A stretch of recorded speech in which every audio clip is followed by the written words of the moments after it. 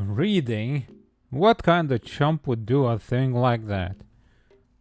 I'm the chump. That's me. I'm the guy who reads.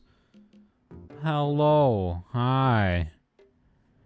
I'm here on Sunday, 5 p.m., 30 minutes past. Ready to read my books that I have been doing for a little bit now. Third stream of the Hitchhiker's Guide to the Galaxy book that I'm currently reading. I need to find my Kindle and this roll of toilet paper is falling off my desk. So hold on, let me just take care of that. Yes. Hitchhiker's Guide to the Galaxy. Gonna be chapter 14. I don't quite remember what happened, so we're gonna just have to do a quick recap in a moment. Yes. And also, let me just fire up the different kind of music that I got going for the background in this, because this one's just too dang exciting for book reading. Get out of here, Streamek. Get out of here. Put a pooping. Phone, shut up. Be quiet, you. Do not disturb. Let's fire up some Countdown Boogie Nightclub music. There we go. So what happened last time anyway in the book?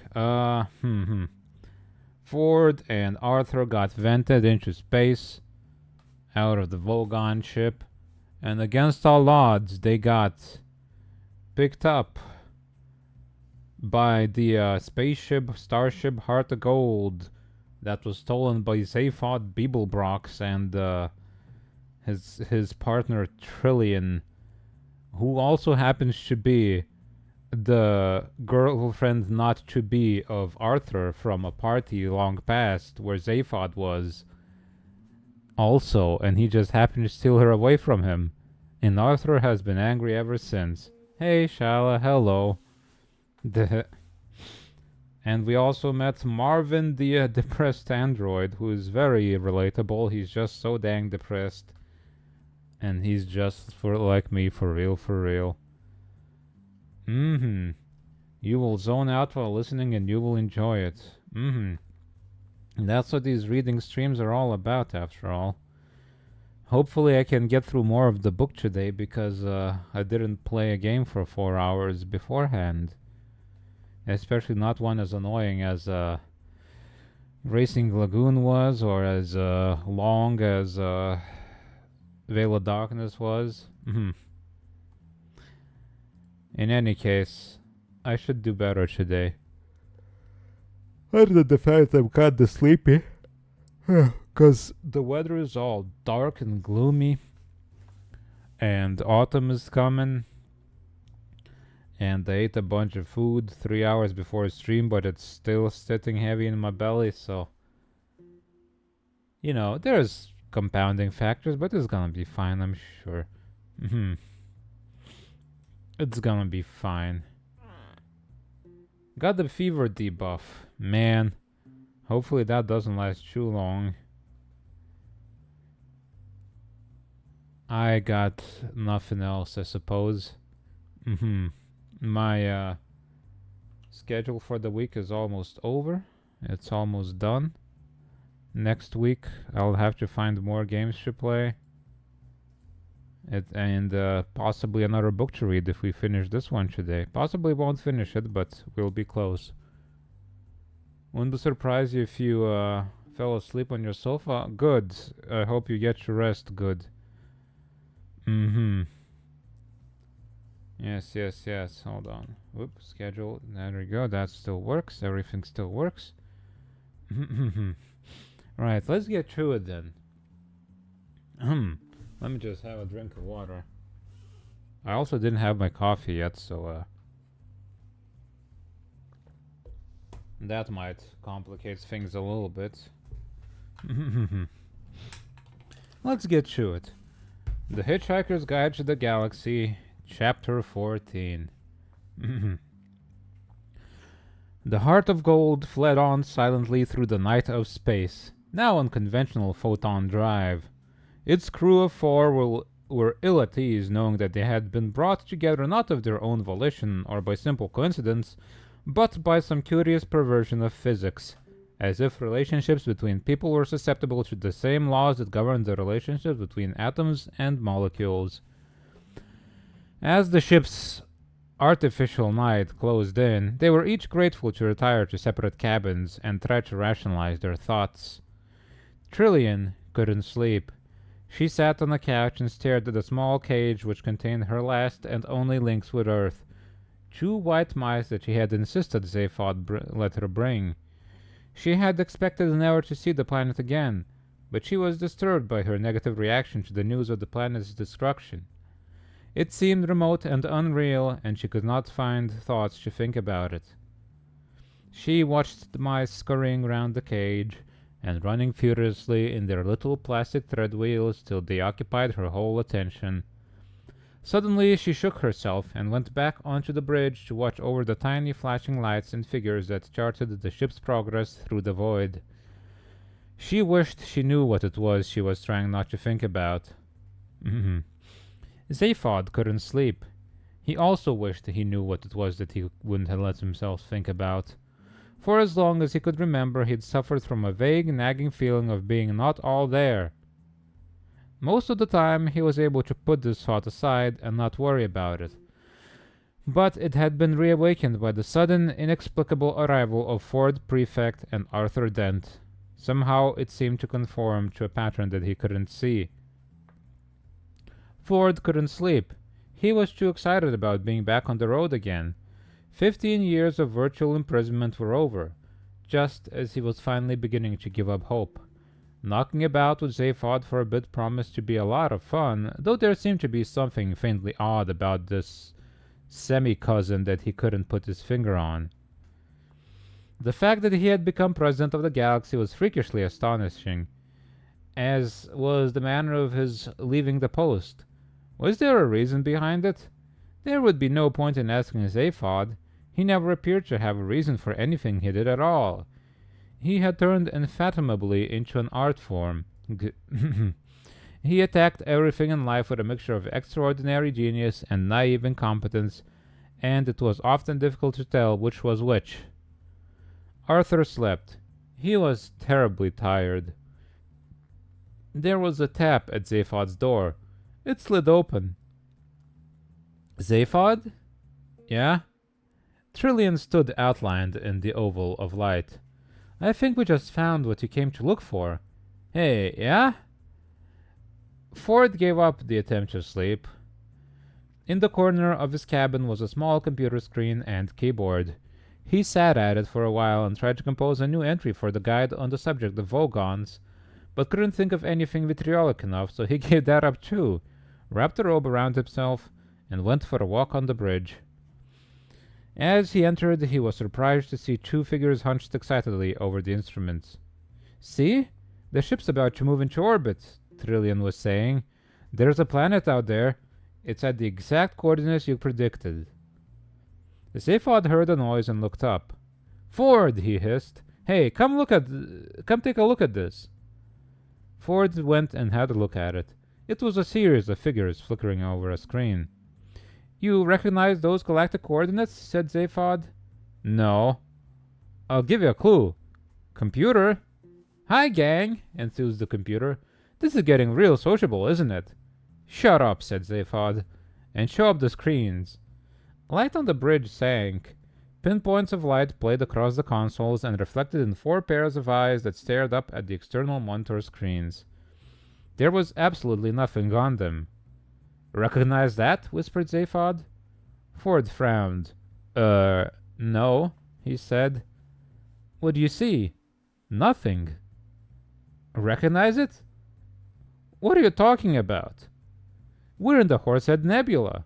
One whole vast dark cloud. And I was meant to recognize that from a blank screen? Inside the dark nebula is the only place in the galaxy you'd see a dark screen. Very good. Zaphod laughed. He was clearly very excited about something, almost childishly so. Hey, this is really terrific. This is just far too much. What's so great about being stuck in a dust cloud? Said Ford. What would you reckon to find here? Urged Zaphod. Nothing. No stars? No planets? No. Computer, shouted Zaphod. Rotate angle of vision through 180 degrees and don't talk about it. For a moment it seemed that nothing was happening. Then a brightness glowed at the edge of this huge screen. A red star the size of a small plate crept across it, followed quickly by another one. A binary system. Then a vast crescent sliced into the corner of the picture. A red glare shading away into deep black. The night side of the planet. I found it, cried Zaphod, thumping the console. I found it. Ford stared at it in astonishment. What is it? He said. That, said Zaphod, is the most improbable planet that ever existed. End chapter. Well, that wasn't a lot to go on, huh? They just kind of woke up and nothing really happened. I wish my days were like that. Anyway, let's keep continuing on until there's much more to talk about. Let me rearrange my windows a little bit so I can look at my meters and stuff easier.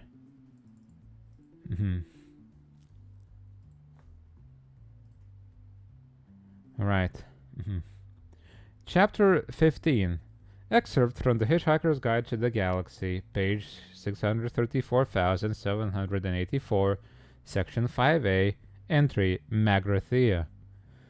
Far back in the mists of ancient time, in the great and glorious days of the former galactic empire, life was wild, rich, and largely tax-free. Mighty starships plied their way between exotic suns, seeking adventure and reward among the farthest reaches of galactic space.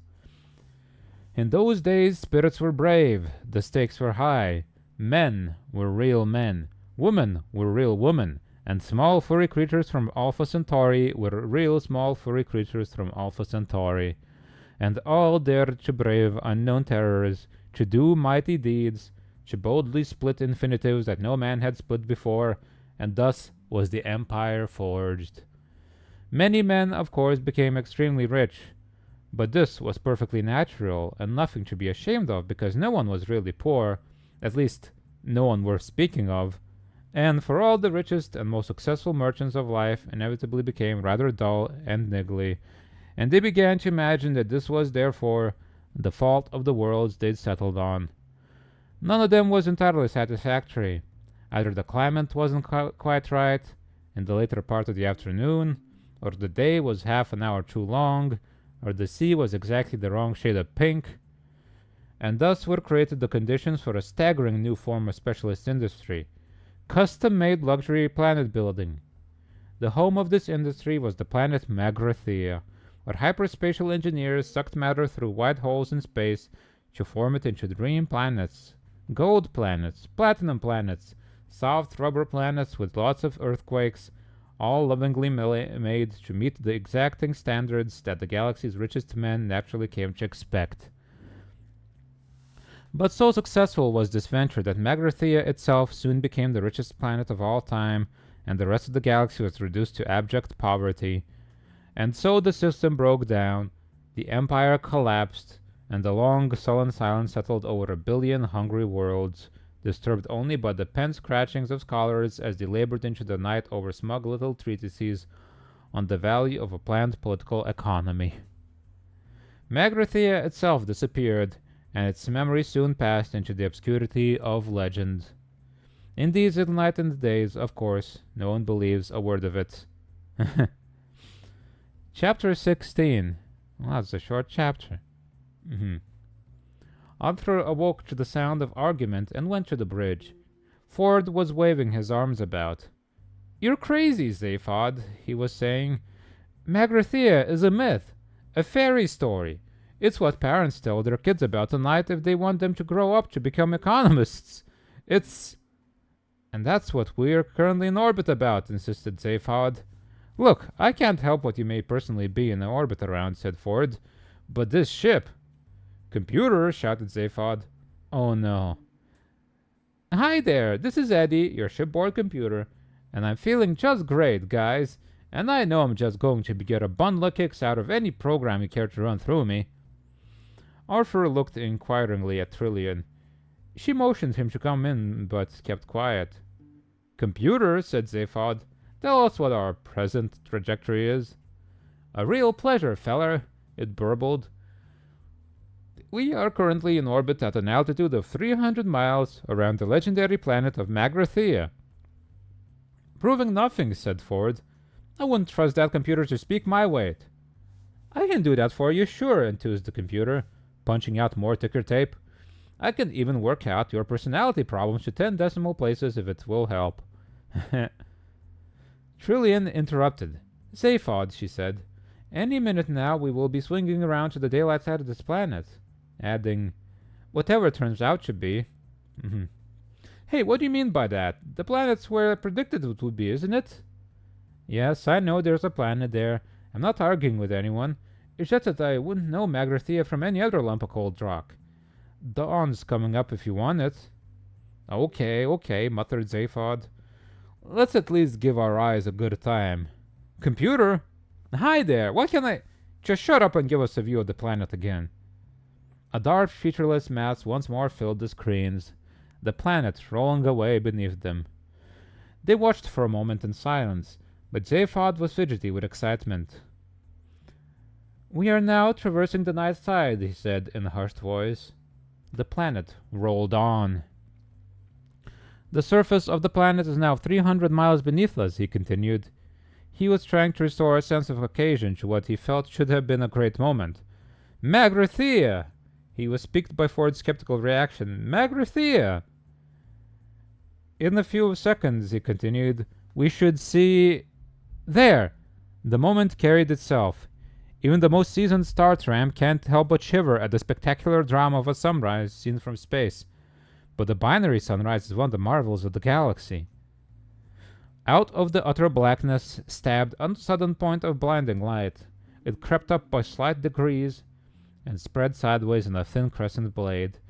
And within seconds 2 suns were visible, furnaces of light, searing the black edge of the horizon with white fire.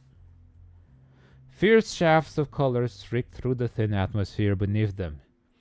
The fires of dawn, breathed Zaphod. The twin sons of Sulianis and Ram. Or whatever, said Ford quietly. Sulianis and Ram, insisted Zaphod. The suns blazed into the pitch of space, and the low, ghostly music floated through the bridge. Marvin was humming ironically because he hated humans so much. As Ford gazed at the spectacle of light before them, excitement burned inside of him. But only the excitement of seeing a strange new planet. It was enough for him to see it as it was. It faintly irritated him that Zaphod had to impose some ludicrous fantasy onto the scene to make it work for him. All this Magrathea nonsense seemed juvenile. Isn't it enough to see that the garden is beautiful without having to believe that there are fairies at the bottom of it too? All this Magrathea business seemed totally incomprehensible to Arthur. He edged up to Trillian and asked her what was going on. I only know what Zaphod's told me, she whispered. Apparently Magrathea is some kind of legend from way back which no one seriously believes in. Bit like Atlantis on Earth, except that the legends say the Magratheans used to manufacture planets. Arthur blinked at the screens and felt he was missing something important. Suddenly he realized what it was. Is there any tea on the spaceship? He asked. More of the planet was unfolding beneath them as the heart of gold streaked along its orbital path. The suns now stood high in the black sky. The pyrotechnics of dawn were over, and the surface of the planet appeared bleak and forbidding in the common light of day. Gray, dusty, and only dimly contoured, it looked dead and cold as a crypt. From time to time promising features would appear on the distant horizon. Ravines, maybe mountains, maybe even cities. But as they approached, the lines would soften and blur into anonymity as nothing would transpire. The planet's surface was blurred by time, by the slow movement of the thin, stagnant air that had crept across it for century upon century. Clearly, it was very, very old. A moment of doubt came to Ford as he watched the gray landscape move beneath them. The immensity of time worried him. He could feel it as a presence. He cleared his throat. Well, even supposing it is. It is, said Zaphod. Which it isn't, continued Ford. What do you want with it anyway? There's nothing there. Not on the surface, said Zaphod. All right, just supposing there's something, I take it. You're not here for the sheer industrial archaeology of it all. What are you after? One of Zaphod's heads looked away. The other one looked around to see what the first was looking at, but it wasn't looking at anything very much. Well, said Zaphod airily, it's partly the curiosity, partly a sense of adventure, but mostly I think it's the fame and the money. Ford glanced at him sharply. He got a very strong impression that Zaphod hadn't the faintest idea why he was here at all. You know, I don't like the look of that planet at all, said Trillian, shivering. Take no notice, said Zaphod. With half the wealth of the former galactic empire stored on it somewhere, it can't afford to look frumpy. Bullshit, thought Ford. Even supposing this was the home of some ancient civilization now gone to dust, even supposing a number of exceedingly unlikely things, there was no way that the vast treasures of wealth were going to be stored there in any form that would still have meaning now. He shrugged. I think it's just a dead planet, he said. The suspense is killing me, said Arthur testily. Stress and nervous tension are now serious social problems in all parts of the galaxy, and it is in order that this situation should not be in any way exacerbated that the following facts will now be revealed in advance. The planet in question is in fact the legendary Magrathea. The deadly missile attack shortly to be launched by the ancient automatic defense system will result merely in the breakage of 3 coffee cups and the mouse cage, the bruising of somebody's upper arm, and the untimely creation and sudden demise of a bowl of petunias and an innocent sperm whale. In order that some sense of mystery should still be preserved, no revelation will yet be made concerning whose upper arm sustains the bruise. Oh, thank you. This fact may safely be made the subject of suspense, since it is of no significance whatsoever. Dehehe. No, I like the advanced spoilers right before they will reveal what happened. It's like a terrible cliffhanger that gets resolved immediately in the next chapter or in the next episode of a TV show. Wonderful. Good. Legendary ancient planets are my jam, though. I like that kind of thing. Reminds me of Treasure Planet. Now that's a good movie. Let me have a sip of water.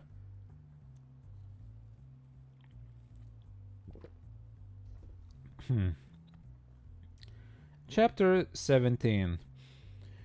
After a fairly shaky start to the day, Arthur's mind was beginning to reassemble itself from the shell-shocked fragments the previous day had left him with. He had found a nutrimatic machine which had provided him with a plastic cup filled with a liquid that was almost but not quite entirely unlike tea. The way it functioned was very interesting. When the drink button was pressed, it made an instant but highly detailed examination of the subject's taste buds, a spectroscopic analysis of the subject's metabolism, and then sent tiny experimental signals down the neural pathways to the taste centers of the subject's brain to see what was likely to go down well. However, no one knew quite why it did this because it invariably delivered a cupful of liquid that was almost but not quite entirely unlike tea. The Nutrimatic was designed and manufactured by the Sirius Cybernetics Corporation, whose complaints department now covers all the major land masses of the first 3 planets in the Sirius Tau star system. Arthur drank the liquid and found it reviving. He glanced up at the screens again and watched a few more 100 miles of barren grayness slide past. It suddenly occurred to him to ask a question that had been bothering him. Is it safe? He said. Magrathea has been dead for 5 million years, said Zaphod. Of course it's safe. Even the ghosts will have settled down and raised families by now. at which point a strange and inexplicable sound thrilled suddenly through the bridge. A noise as of a distant fanfare, a hollow, reedy, insubstantial sound. It preceded a voice that was equally hollow, reedy, and insubstantial. The voice said, "Greetings to you." Someone from the dead planet was talking to them. "Computer," said Zaphod. "Hi there." "What the photon is it?" "Oh, just some 5 million-year-old tape that's been broadcast to us." "A what? A recording?" "Shush," said Ford. "It's carrying on." The voice was old, courteous, almost charming, but was underscored with a quite unmistakable menace. "This is a recorded announcement," it said. "As I'm afraid we're all out at the moment, the Commercial Council of Magrathea thanks you for your esteemed visit." "A voice from ancient Magrathea," shouted Zaphod. Okay, said Ford. "But regrets," continued the voice, "that the entire planet is temporarily closed for business, thank you. If you would care to leave your name and the address of a planet where you can be contacted, kindly speak when you hear the tone." A short buzz followed, then silence. "They want to get rid of us," said Trillian nervously. "What do we do?" "It's just a recording," said Zaphod. "We keep going. Got that, computer?" "I got it," said the computer, and gave the ship an extra kick of speed. They waited. After a second or so came the fanfare once again, and then the voice. "We would like to assure you that as soon as our business is resumed, announcements will be made in all fashionable magazines and color supplements, when our clients will once again be able to select from all that's best in contemporary geography." The menace in the voice took on a sharper edge. "Meanwhile, we thank our clients for their kind interest and would ask them to leave now." Arthur looked around the nervous faces of his companions. "Well, I suppose we'd better get going then, hadn't we?" he suggested. "Shh," said Zaphod. "There's absolutely nothing to be worried about." "Then why is everyone so tense?" "They're just interested," shouted Zaphod. "Computer, start descent into the atmosphere and prepare for landing." This time the fanfare was quite perfunctory, the voice now distinctly cold. "It is most gratifying," it said, "that your enthusiasm for our planet continues unabated, and so we would like to assure you that the guided missiles currently converging with your ship are part of a special service we extend to all of our most enthusiastic clients. And the fully armed nuclear warheads are, of course, merely a courtesy detail. We look forward to your custom in future lives. Thank you." The voice snapped off. "Oh," said Trillian. Said Arthur. "Well," said Ford. "Look," said Zaphod, "will you get it into your heads? That's just a recorded message. It's millions of years old. It doesn't apply to us. Get it?" "What?" said Trillian quietly. "About the missiles." "Missiles? Don't make me laugh." Ford tapped Zaphod on the shoulder and pointed at the reader screen. Clear in the distance behind them, 2 silver darts were climbing through the atmosphere toward the ship. A quick change of magnification brought them into close focus. 2 massively real rockets thundering through the sky. The suddenness of it was shocking. "I think they're going to have a very good try at applying to us," said Ford. Zaphod stared at them in astonishment. "Hey, this is terrific," he said. "Someone down there is trying to kill us."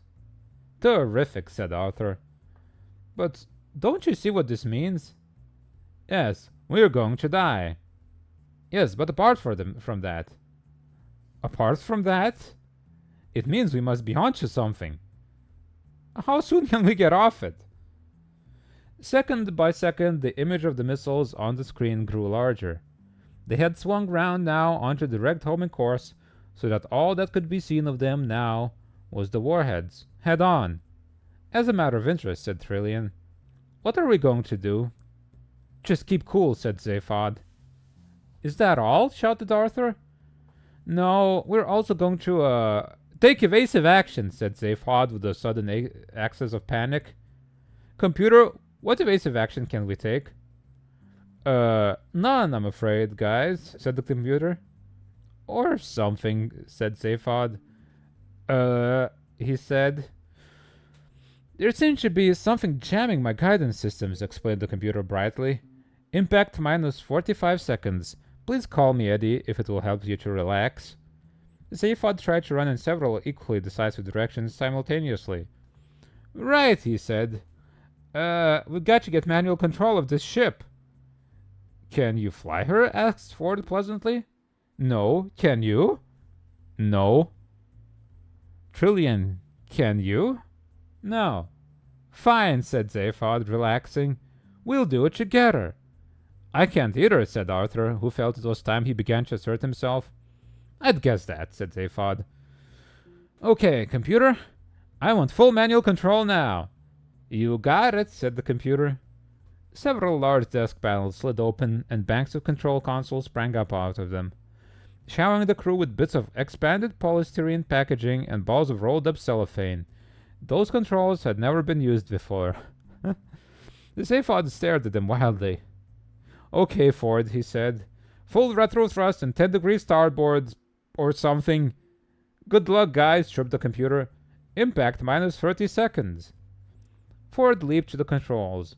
Only a few of them made any immediate sense to him, so he pulled those. The ship shook and screamed as its guidance rocket jets tried to push it every which way simultaneously. He released half of them, and the ship spun around in a tight arc and headed back the way it had come, straight towards the incoming missiles. Air cushions ballooned out of the walls in an instant as everyone was thrown against them. For a few seconds, the inertial forces held them flattened and squirming for breath, unable to move. Zaphod struggled and pushed in manic desperation, and finally managed a savage kick at a small lever that formed part of the guidance system. The lever snapped off. The ship twisted sharply and rocketed upward. The crew were hurled violently back across the cabin.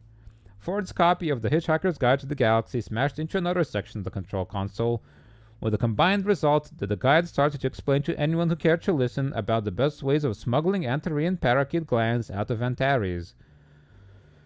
An Antarean parakeet gland stuck on a small stick is a revolting but much sought-after cocktail delicacy, and very large sums of money are often paid for them by very rich idiots who want to impress other very rich idiots. And the ship suddenly dropped out of the sky like a stone. It was, of course, more or less at this moment that one of the crew sustained a nasty bruise to the upper arm. This should be emphasized because, as has already been revealed, they escape otherwise completely unharmed, and the deadly nuclear missiles do not eventually hit the ship. The safety of the crew is absolutely assured. Impact minus 20 seconds, guys, said the computer. Then turn the bloody engines back on, bawled Zaphod. Oh, sure thing, guys, said the computer. With a subtle roar, the engines cut back in. The ship smoothly flattened out of its dive and headed back towards the missiles again. The computer started to sing. When you walk through the storm, it whined nasally. Hold your head up high. Zaphod screamed at it to shut up, but his voice was lost in the din of what they quite naturally assumed was approaching destruction. And don't be afraid of the dark, Eddie wailed. The ship, in flattening out, had in fact flattened out upside down and lying on the ceiling. As they were, it was now totally impossible for any of the crew to reach the guidance systems. At the end of the storm, crooned Eddie. The two missiles loomed massively on the screens as they thundered toward the ship. Is a golden sky. But by an extraordinarily lucky chance, they had not yet fully corrected their flight paths to that of the erratically weaving ship, and they passed right under it. And the sweet silver song of the lark, revised impact time 15 seconds, fellas. Walk on through the wind. The missiles banked round in a screeching arc and plunged back in pursuit. This is it, said Arthur, watching them. We are now quite definitely going to die, aren't we? I wish you'd stop saying that, shouted Ford. Well, we are, aren't we? Yes. Walk on through the rain, sang Eddie. A thought struck Arthur.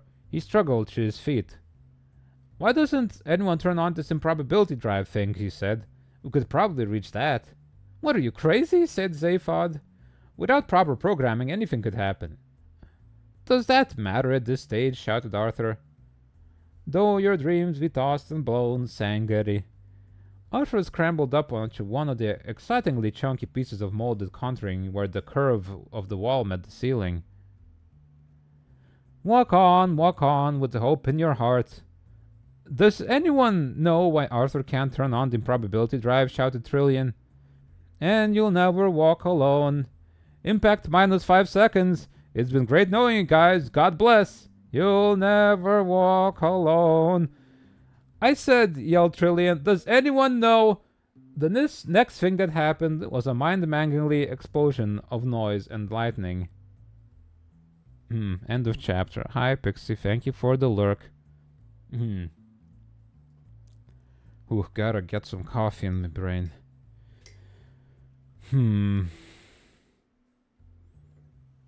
It's very cartoonish, everything happening in this book, isn't it? It's great. I like the cartoonishness of it. Maybe I should watch the movie at some point. I've seen it before, but I could rewatch it. Oh, coffee. Good coffee.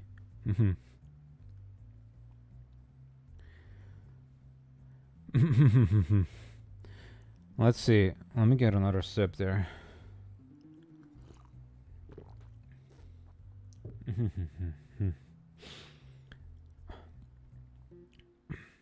Chapter 18.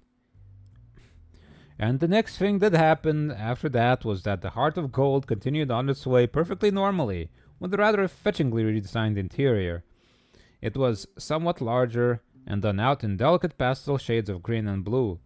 In the center, a spiral staircase leading nowhere in particular stood in a spray of ferns and yellow flowers, and next to it, a stone sundial pedestal housed the main computer terminal. Cunningly deployed lighting and mirrors created the illusion of standing in a conservatory overlooking a wide stretch of exquisitely manicured garden. Around the periphery of the conservatory area stood marble-topped tables on intricately beautiful wrought iron legs. As you gazed into the polished surface of the marble, the vague forms of instruments became visible. And as you touched them, instruments materialized instantly under your hands.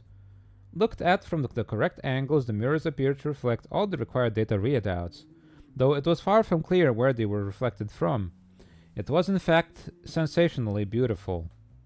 Relaxing in a wickerwork sun chair, Zaphod Beeblebrock said, "What the hell happened?"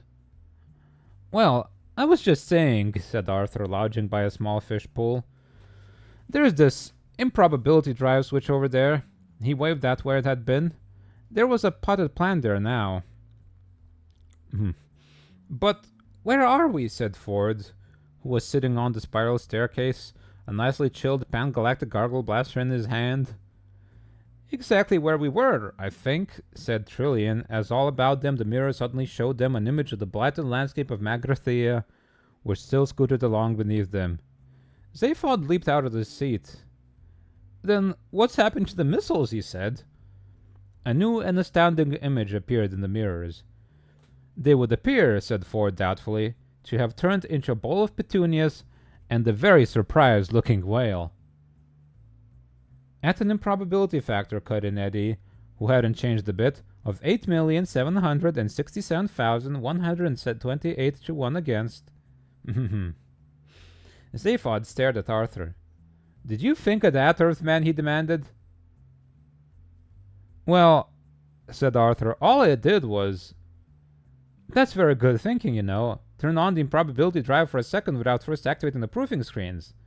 Hey, kid, you just saved our lives, you know that?" "Oh," said Arthur. "Well, it was nothing, really." "Was it?" said Zaphod. "Oh, well, forget it then. Okay, computer, take us into land." "But—" I said forget it. Another thing that got forgotten was the fact that against all probability, a sperm whale had suddenly been called into existence several miles above the surface of an alien planet.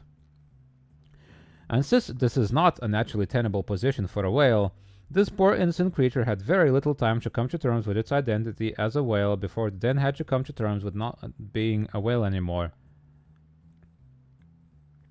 This is a complete record of its thought, from the moment it began its life till the moment it ended. Ah, what's happening? It thought. Excuse me, who am I? Hello? Why am I here? What's my purpose in life? What do I mean by who am I? Calm down, get a grip now. Oh, this is an interesting sensation. What is it?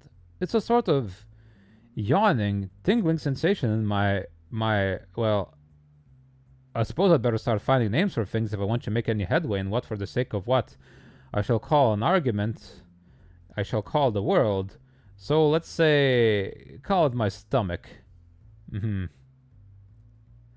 Good. Oh, it's getting quite strong. And hey, what about this whistling, roaring sound going past what I'm suddenly going to call my head? Perhaps I can call that wind. Is that a good name? It'll do. Perhaps I can find a better name for it later when I've found out what it's for. It must be something very important because there certainly seems to be a hell of a lot of it. Hey, what's this thing? Let's call it a tail. Yeah, tail. Hey, I can really thrash it about pretty good, can't I? Wow, that feels great. Doesn't seem to achieve very much, but I'll probably find out what it's for later on. Now, have I built up any coherent picture of things yet? No. Never mind. Hey, this is really exciting. So much to find out about. So much to look forward to. I'm quite dizzy with anticipation. Or is it the wind? There really is a lot of that now, isn't there? And wow, hey, what's this thing suddenly coming toward me very fast? Very, very fast. So big and flat and round. It needs a big, wide-sounding name like round, ground. That's it. That's a good name, ground. I wonder if it will be friends with me. And the rest, after a sudden wet thud, was silence. Curiously enough, the only thing that went through the mind of the bowl of petunias as it fell was, "Oh no, not again." Many people have speculated that if we knew exactly why the bowl of petunias had thought that we would know a lot more about the nature of the universe than we do now. End of chapter. That is, hi Hattie, how you doing? Okay. Yeah, the whale petunia bit is wonderful, isn't it? It's really good. I knew about it, but I've never actually read the full actual bits in the book. Fallout, I believe, 2 had the Easter egg where you could, in the wasteland, find an exploded whale on the ground and a bowl of petunias next to it. That was funny. Back in the day, I didn't really get that joke, but I understand now.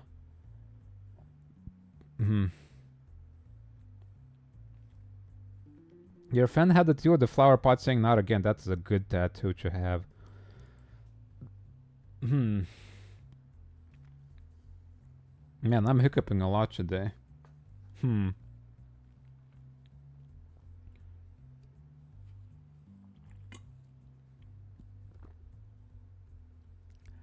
Anyway, let's continue. Chapter 19. "Are we taking this robot with us?" said Ford, looking with distaste at Marvin, who was standing in an awkward hunched posture in the corner under a small palm tree.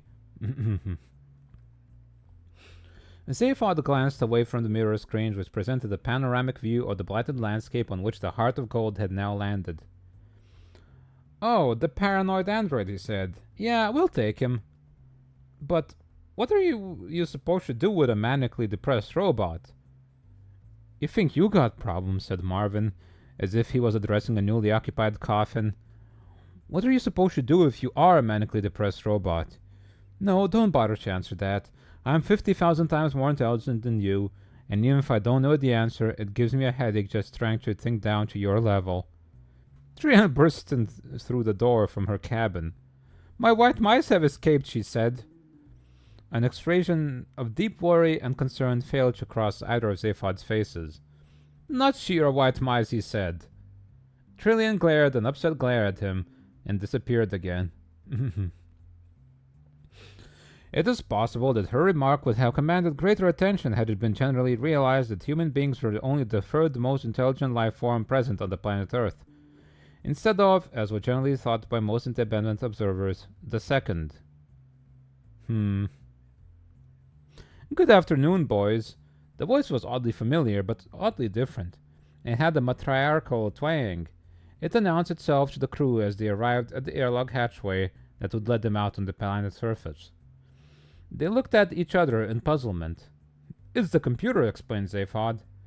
"I discovered it had an emergency backup personality that I thought might work out better." "Now, this is going to be your first day out on a strange new planet," continues Eddie's new voice. "So I want you all wrapped up snug and warm, and no playing with any naughty bug-eyed monsters." Zaphod tapped impatiently on the hatch. "I'm sorry," he said. "I think we might be better off with the slide rule." "Right," snapped the computer. "Who said that?" "Will you open up the exit hatch, please, computer?" said Zaphod, trying not to get angry. "Not until whoever said that owns up," urged the computer, stamping a few synapses closed. "Oh, God," muttered Ford, slumped against the bulkhead. He started to count to 10.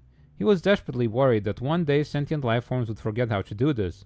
Only by counting could humans demonstrate their independence of computers. "Come on," said Eddie sternly. "Computer," began Zaphod. "I'm waiting," interrupted Eddie. "I can wait all day if necessary." "Computer," said Zaphod again, who had been trying to think of some subtle piece of reasoning to put the computer down with, and had decided not to bother competing with it on its own ground. "If you don't open that exit hatch this moment, I shall tap straight off to your major databanks and reprogram you with a very large axe. Got that?" Eddie, shocked, paused and considered this. Ford carried on, continuing quietly. "This is about the most aggressive thing you can do to your computer. The equivalent of going up to a human being and saying, 'Blood, blood, blood, blood.'" Finally, Eddie said quietly, "I can see this relationship is something we're all going to have to work at," and the hatchway opened. An icy wind ripped into them. They hugged themselves warmly and stepped down the ramp onto the barren dust of Magrathea. "It'll all end in tears, I know it," shouted Eddie after them, and closed the hatchway again. A few minutes later he opened and closed the hatchway again in response to a command that had caught him entirely by surprise.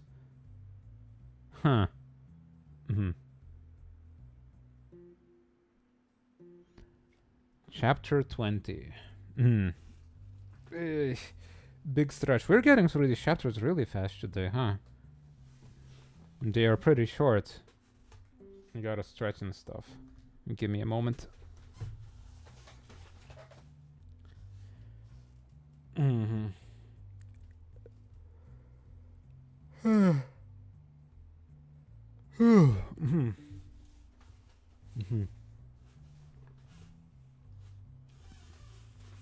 I wonder what caused those doors to open and close again, huh?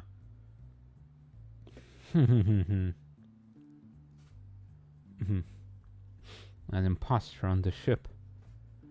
Anyway, Chapter 20. 5 figures wandered slowly over the blighted land. Bits of it were dullish gray, bits of it dullish brown, the rest of it rather less interesting to look at. It was like a dried-out marsh, now barren of all vegetation and covered with a layer of dust about an inch thick. It was very cold. Zaphod was clearly rather depressed about it. He stalked off by himself and was soon lost to sight behind a slight rise in the ground. The wind stung Arthur's eyes and ears, and the stale thin air clasped his throat.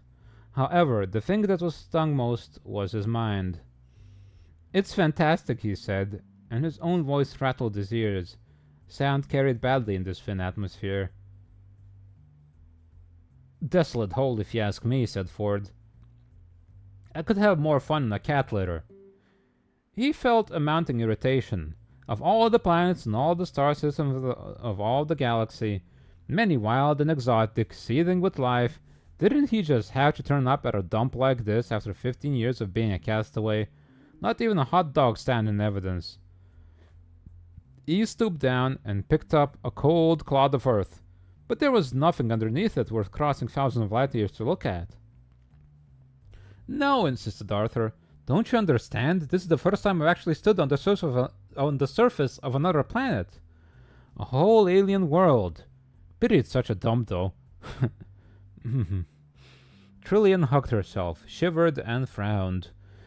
She could have sworn she saw a slight and unexpected movement out of the corner of her eye, but when she glanced in that direction, all she could see was the ship, still and silent, 100 yards or so behind them. She was relieved when a second or so later they caught sight of Zaphod standing on top of the ridge of ground and waving to them to come and join him. He seemed to be excited, but they couldn't clearly hear what he was saying because of the thinnish atmosphere and the wind. As they approached the ridge of higher ground, they became aware that it seemed to be circular, a crater about 150 yards wide. Round the outside of the crater, the sloping ground was patterned with black and red lumps. They stopped and looked at the piece. It was wet. It was rubbery.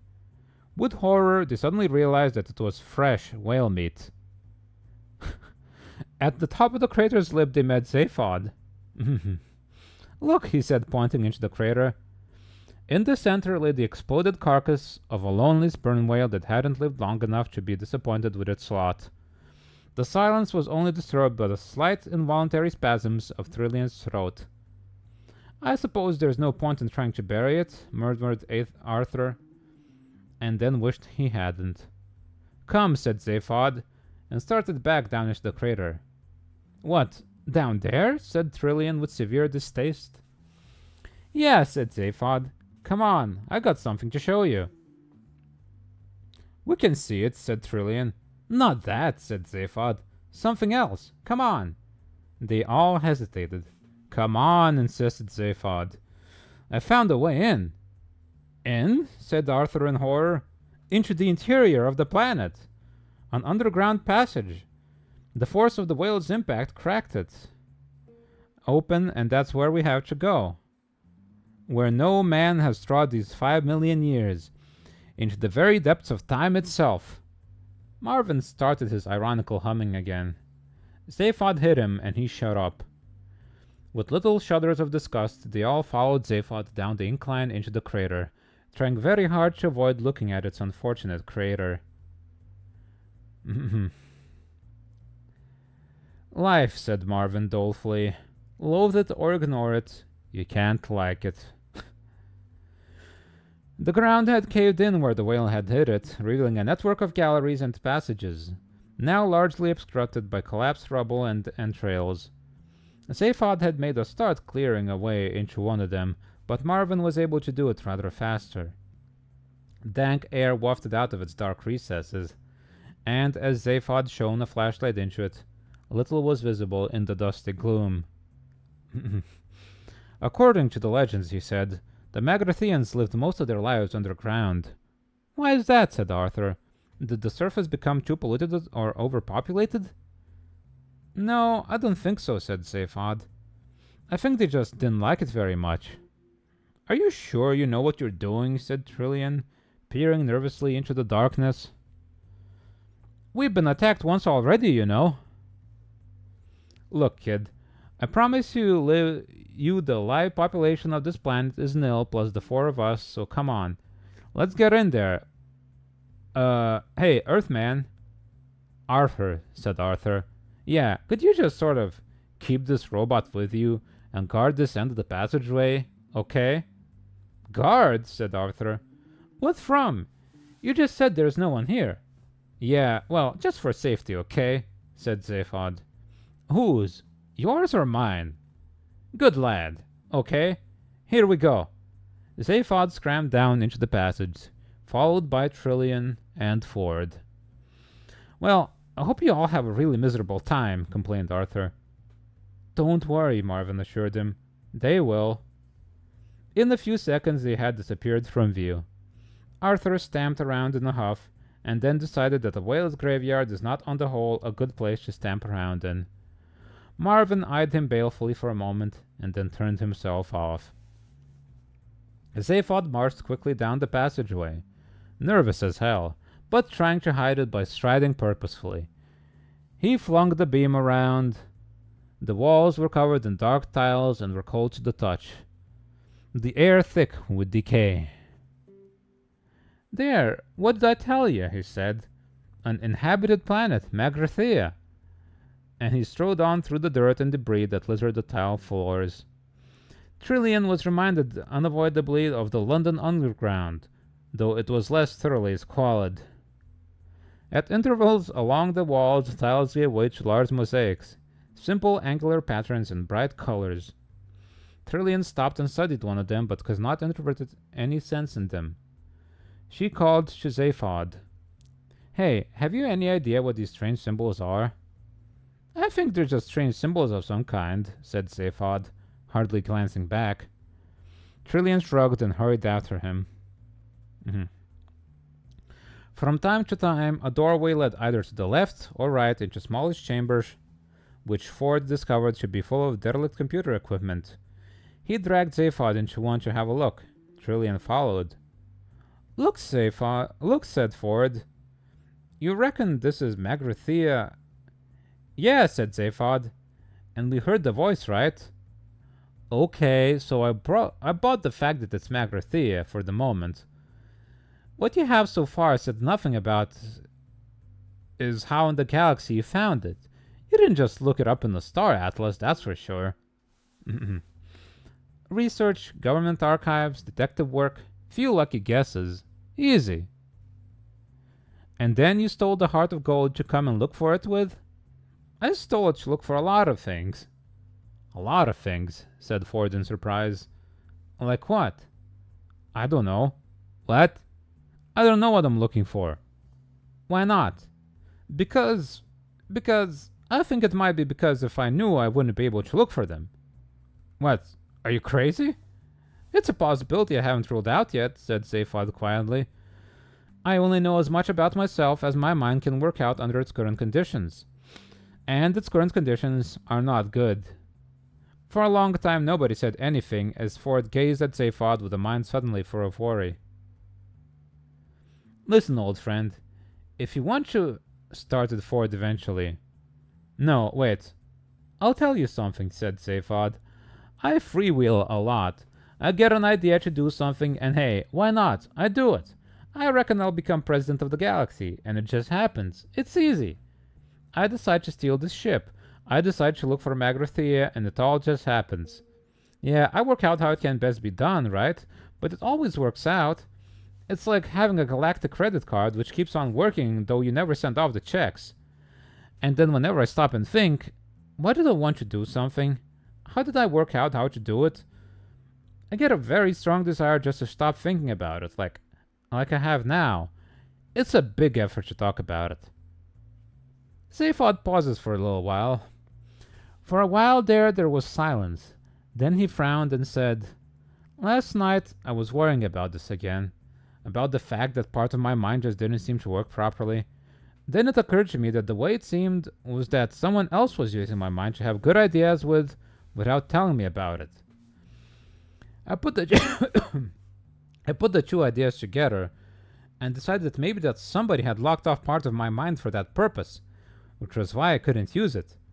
I wondered if there was a way I could check. I went to the ship's medical bay and plugged myself into the encephalographic screen. I went through every major screening test on both my heads, all the tests I had to go through under government medical officers before my nomination presidency could be properly ratified. They showed up nothing. Nothing unexpected, at least. They showed that I was clever, imaginative, irresponsible, untrustworthy, extrovert. Nothing you couldn't have guessed. And no other anomalies. So I started inventing further tests, completely at random. Nothing. Then I tried superimposing the results from one head on top of the results from the other head. Still nothing. Finally, I got silly because I'd given it all up as nothing more than an attack of paranoia. Last night I did before I packed it in was take the superimposed picture and look at it through a screen filter. You remember I was always superstitious about the color green when I was a kid? I always wanted to be a pilot on one of the trading scouts. Ford nodded. And there it was, said Zaphod. Clear as day. A whole section in the middle of both brains that related only to each other and not to anything else around them. Some bastard had cauterized all the synapses and electronically traumatized those 2 lumps of cerebellum. Ford stared at him, aghast. Trillian had turned white. Somebody did that to you? Whispered Ford. Yeah, but have you any idea who? Or why? Why? I can only guess, but I do know who the bastard was. You know?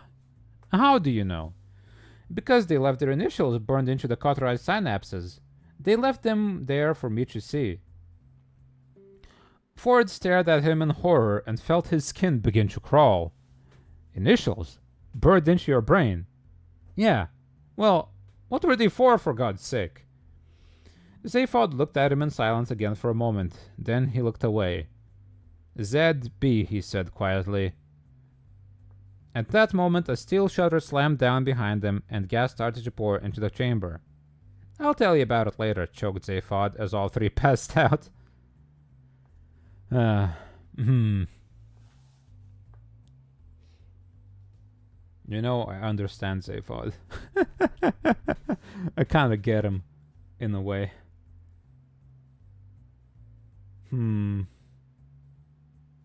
About sometimes being able to do things although you don't know how or why you can do those things. Because your brain seems to be janked out in some way. It's like me drawing. I can't draw anything if I aim to draw it. But if I just kinda sit down and just kinda start drawing, then it comes out. You know? It's weird like that. Let me have a sip of my coffee now.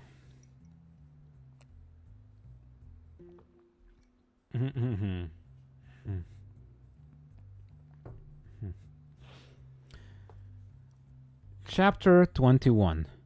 On the surface of Magrathea, Arthur wondered about moodily. Ford had thoughtfully left him his copy of the Hitchhiker's Guide to the Galaxy to while away the time with.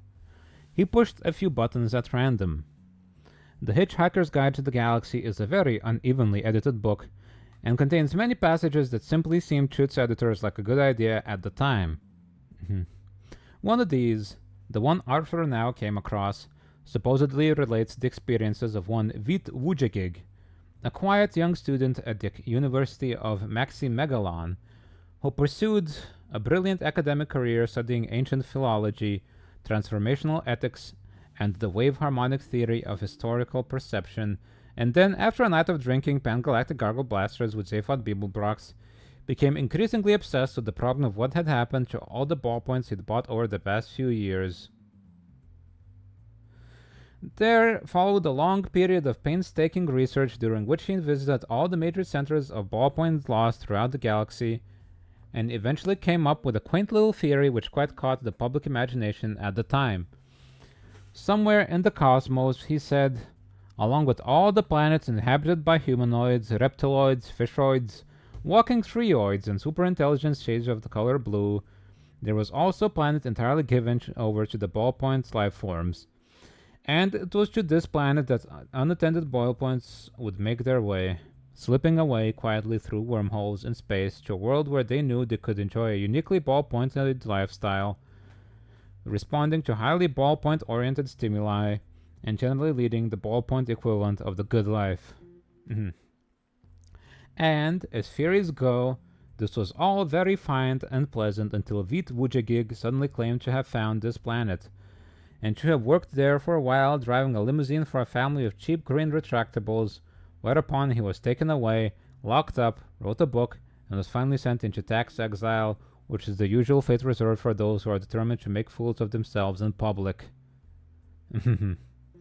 When one day an expedition was sent to the spatial coordinates that Wujagig had claimed for this planet, they discovered that only a small asteroid inhabited by a solitary old man who claimed repeatedly that nothing was true, though he was later discovered to be lying. There did, however, remain the question of both the mysterious 60,000 Altarian dollars paid yearly into his Brentisvogan bank account, and of course Zaphod Beeblebrox's highly profitable second-hand ballpoints business. Arthur read this and put the book down. The robot still sat there completely inert. Arthur got up and walked to the top of the crater. He walked around the crater. He watched two suns set magnificently over Magdrathea. He went back down into the crater. He woke the robot up because even a maniacally depressed robot is better to talk to than nobody. Night's falling, he said. Look, robot, the stars are coming out. From the heart of a dark nebula, it is possible to see very few stars, and only very faintly, but they were there to be seen. The robot obediently looked at them, then looked back. I know, he said. Wretched, isn't it? But that sunset! I've never seen anything like it in my wildest dreams. The two suns! It was like mountains of fire boiling into space. I've seen it, said Marvin. It's rubbish. We only ever had the one sun at home, persevered Arthur. I come from a planet called Earth, you know. I know, said Marvin. You keep going on about it. It sounds awful. Ah, no, it was a beautiful place. Did it have oceans? Oh, yes, said Arthur with a sigh. Great, wide, rolling blue oceans. Can't bear oceans, said Marvin. Tell me, inquired Arthur, do you get on well with other robots? Hate them, said Marvin. Where are you going? Arthur couldn't bear any more. He had got up again. I think I'll just take another walk, he said. Don't blame you, said Marvin, and counted 597 billion sheep before falling asleep again a second later. Arthur slapped his arms about himself to try and get his circulation a little more enthusiastic about its job. He trudged back up the wall of the crater. Because the atmosphere was so thin, and because there was no moon, nightfall was very rapid, and it was by now very dark. Because of this, Arthur practically walked into the old man before he noticed him. Old man. End of chapter. I'm gonna take a small break because I am tired. Well, not super tired, I guess, but I've been reading for an hour straight and I feel like I need to take a break. So, everybody, stay tuned and get your drinks and whatnot. And I'll come back in a little bit. I am back. I'm back to the land of the reading. Yes, baby Mira. Look at them creatures, both Archibald and Mira. Look at them. Look at him. Look at Archie sausage in it. He's chicken leg in it. Straight up. What a bunch of creatures. And also thank you for your inspections today. You're a funny marble pixie and you're a tremendous marble Hattie.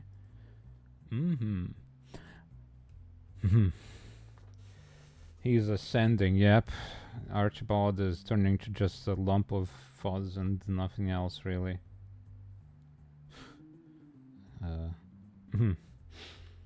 Anyway, let us continue this reading bit.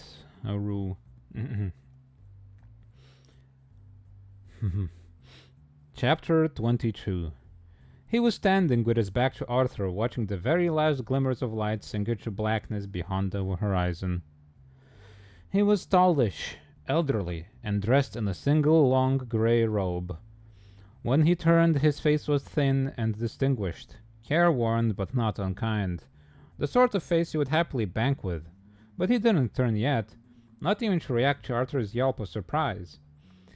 Eventually, the last rays of the sun vanished completely, and he turned. His face was still illuminated from somewhere, and when Arthur looked for the source of the light, he saw that a few yards away stood a small craft of some kind. A small hovercraft, Arthur guessed. It shed a dim pool of light around it. The man looked at Arthur, sadly it seemed. You chose a cold night to visit our dead planet, he said. Who are you? Stammered Arthur. The man looked away. Again a look of sadness seemed to cross his face. My name is not important, he said. He seemed to have something on his mind. Conversation was clearly something he felt he didn't have to rush at. Arthur felt awkward. You startled me, he said, lamely. The man looked round to him again and slightly raised his eyebrows. he said. I said, "You startled me." "Do not be alarmed, I will not harm you." Arthur frowned at him. "But you shot at us. There were missiles," he said. The man gazed into the pit of the crater. The slight glow from Marvin's eyes cast very faint red shadows on the huge carcass of the whale. The man chuckled slightly. "An automatic system," he said, and gave a small sigh. Ancient computers ranged in the bowels of the planet tick away the dark millennia, and the ages hang heavy on their dusty data banks. I think they take the occasional potshot to relieve the monotony. He looked gravely at Arthur and said, "I'm a great fan of science, you know." "Oh, really?" said Arthur, who was beginning to find the man's curious, kindly manner disconcerting. "Oh, yes," said the old man, and simply stopped talking again. "Ah," said Arthur. He had an odd feeling of being like a man in the act of adultery who is surprised when the woman's husband wanders into the room, changes his trousers, passes a few idle remarks about the weather, and leaves again. "You seem ill at ease," said the old man with polite concern. No, well, yes. Actually, you see, we weren't really expecting to find anybody about, in fact. I sort of gathered that you were all dead or something." "Dead?" said the old man. "Good gracious me, no, we have but slept." "Slept?" said Arthur incredulously. "Yes, through the economic recession, you see," said the old man, apparently unconcerned about whether Arthur understood the wood he was talking about or not. Arthur had to prompt him again. Economic recession? "Well, you see, 5 million years ago, the galactic economy collapsed. And seeing that custom-built planets are something of a luxury commodity, you see..." He paused and looked at Arthur. You know we build planets, do you?" he asked solemnly. "Well, yes," said Arthur. "I'd sort of gathered..." "Fascinating trade," said the old man, and the wistful look came into his eyes. "Doing the coastlines was always my favorite. Used to have endless fun doing the little bits in fjords. So, anyway," he said, trying to find his thread again, "the recession came and we decided to save a lot of bother if we just slept through it. So we programmed the computers to revive us when it was all over." The man stifled a very slight yawn and continued. "The computers were index-linked to the galactic stock market prices, you see, so that we'd all be revived when everybody else had rebuilt the economy enough to afford our rather expensive services." Arthur, a regular Guardian reader, was deeply shocked at this. "That's a pretty unpleasant way to behave, isn't it?" "Is it?" asked the old man mildly. "I'm sorry, I'm a bit out of touch." He pointed down into the crater. "Is that robot yours?" he said. "No," came a thin metallic voice from the crater. "I'm mine." "If you'd call it a robot," muttered Arthur. "It's more a sort of electronic sulking machine." "Bring it," said the old man. Arthur was quite surprised to hear a note of decision suddenly present in the old man's voice. He called to Marvin, who crawled up the slope, making a big show of being lame, which he wasn't. "On second thoughts," said the old man, "leave it here. You must come with me. Great things are afoot." He turned toward his craft, which, though no apparent signal had been given, now drifted quietly toward them through the dark.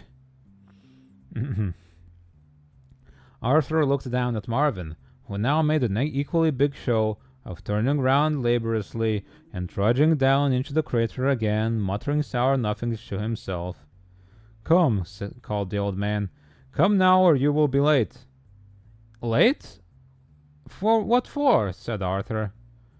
"What is your name, human?" "Dent. Arthur Dent," said Arthur.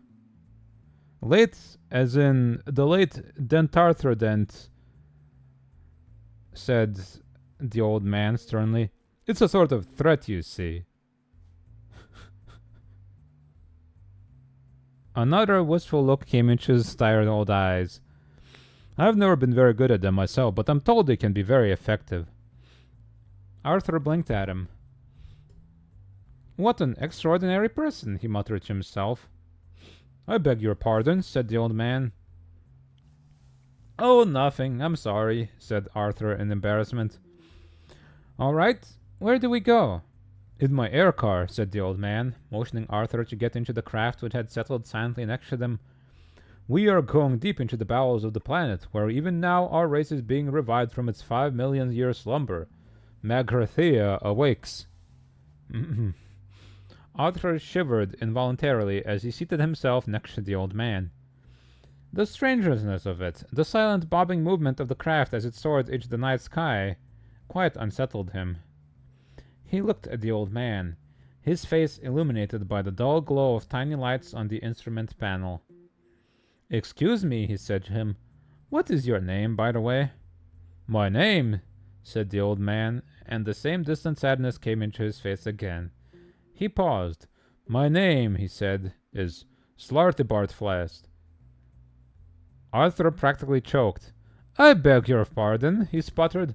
Slartibartfast, repeated the old man quietly. Slartibartfast? The old man looked at him gravely. I said it wasn't important, he said. The air car sailed through the night. Slartibartfast.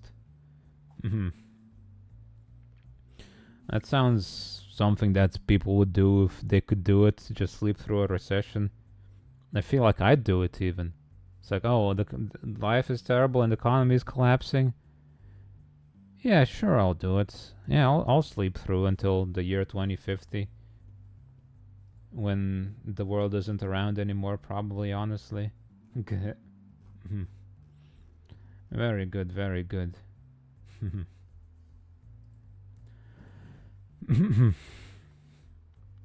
Chapter 23. It is an important and popular fact that things are not always what they seem. For instance, on the planet Earth, man had always assumed that he was more intelligent than dolphins, because he had achieved so much.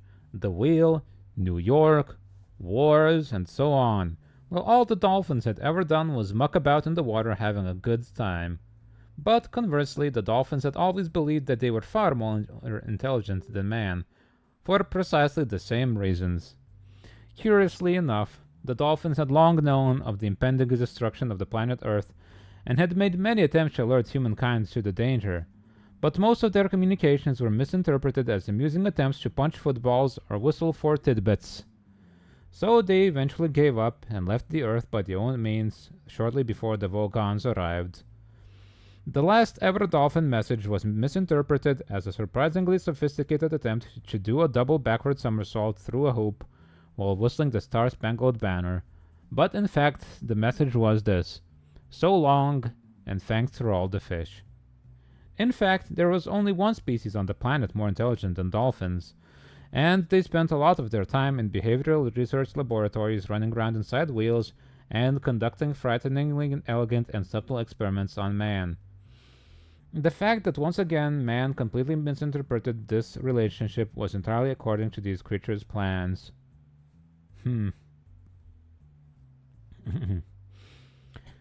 Chapter 24. Silently the air car coasted through the cold darkness, a single soft glow of light that was utterly alone in the deep Magrathian night. It sped swiftly. Arthur's companion seemed sunk in his own thoughts, and when Arthur tried on a couple of occasions to engage him in conversation again, he would simply reply by asking if he was comfortable enough, and then left it at that. Arthur tried to gauge the speed at which they were traveling, but the blackness outside was absolute and he was denied any reference points. The sense of motion was so soft and slight he could almost believe that they were hardly moving at all. Then a tiny glow of light appeared in the far distance, and within seconds had grown so much in size that Arthur realized it was traveling toward them at a colossal speed. And he tried to make out what sort of craft it might be. He peered at it, but was unable to discern any clear shape, and suddenly gasped in alarm as the aircraft dipped sharply and headed downward in what seemed certain to be a collision course. Their relative velocity seemed unbelievable, and Arthur had hardly time to draw breath before it was all over. The next thing he was aware of was an insane silver blur that seemed to surround him. He twisted his head sharply round and saw a small black point dwindling rapidly in the distance behind them, and it took him several seconds to realize what had happened. They had plunged into a tunnel in the ground. The colossal speed had been their own, relative to the glow of light which was stationary, a hole in the ground. The mouth of the tunnel. The insane blur of silver was the circular wall of the tunnel down which they were shooting, apparently at several hundred miles an hour. He closed his eyes in terror. After a length of time which he made no attempt to judge, he sensed a slight subsidence in their speed, and some while later became aware that they were gradually gliding to a gentle halt. He opened his eyes again. They were still in the silver tunnel, threading and weaving their way through what appeared to be a crisscross warren of converging tunnels. When they finally stopped, it was in a small chamber of curved steel.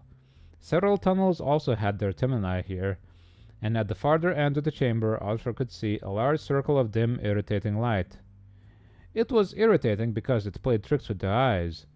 It was impossible to focus on it properly or tell how near or far it was. Arthur guessed, quite wrongly, that it might be ultraviolet. Slarty Bartfast turned around and regarded Arthur with his solemn old eyes. "Earthman," he said, "we are now deep in the heart of Margrathea." "How did you know I was an Earthman?" demanded Arthur. "These things will become clear to you," said the old man gently. "At least," he added with slight doubt in his voice, "clearer than they are at the moment." He continued, "I should warn you that the chamber we are about to pass into does not literally exist within our planet. It is a little too large. We are about to pass through a gateway into a vast tract of hyperspace. It may disturb you." Arthur made nervous noises. Slartibartfast touched a button and added, not entirely reassuringly, "It scares the willies out of me. Hold tight." The car shot forward straight into the circle of light, and suddenly Arthur had a fairly clear idea of what infinity looked like. It wasn't infinity, in fact. Infinity itself looks flat and uninteresting. Looking up into the night sky is looking into infinity. Distance is incomprehensible and therefore meaningless. The chamber into which the air car emerged was anything but infinite. It was just very, very, very big. So big that it gave the impression of infinity far better than infinity itself. Arthur's senses bobbed and spun as, traveling at immense speed, he knew the air car attained. They climbed slowly through the open air, leaving the gateway through which they had passed, an invisible pinprick in the shimmering wall behind them. The wall. The wall defied the imagination, seduced it, and defeated it. The wall was so paralyzingly vast and sheer that its top, bottom, and sides passed away beyond the reach of sight. The mere shock of vertigo could kill a man. The wall appeared perfectly flat.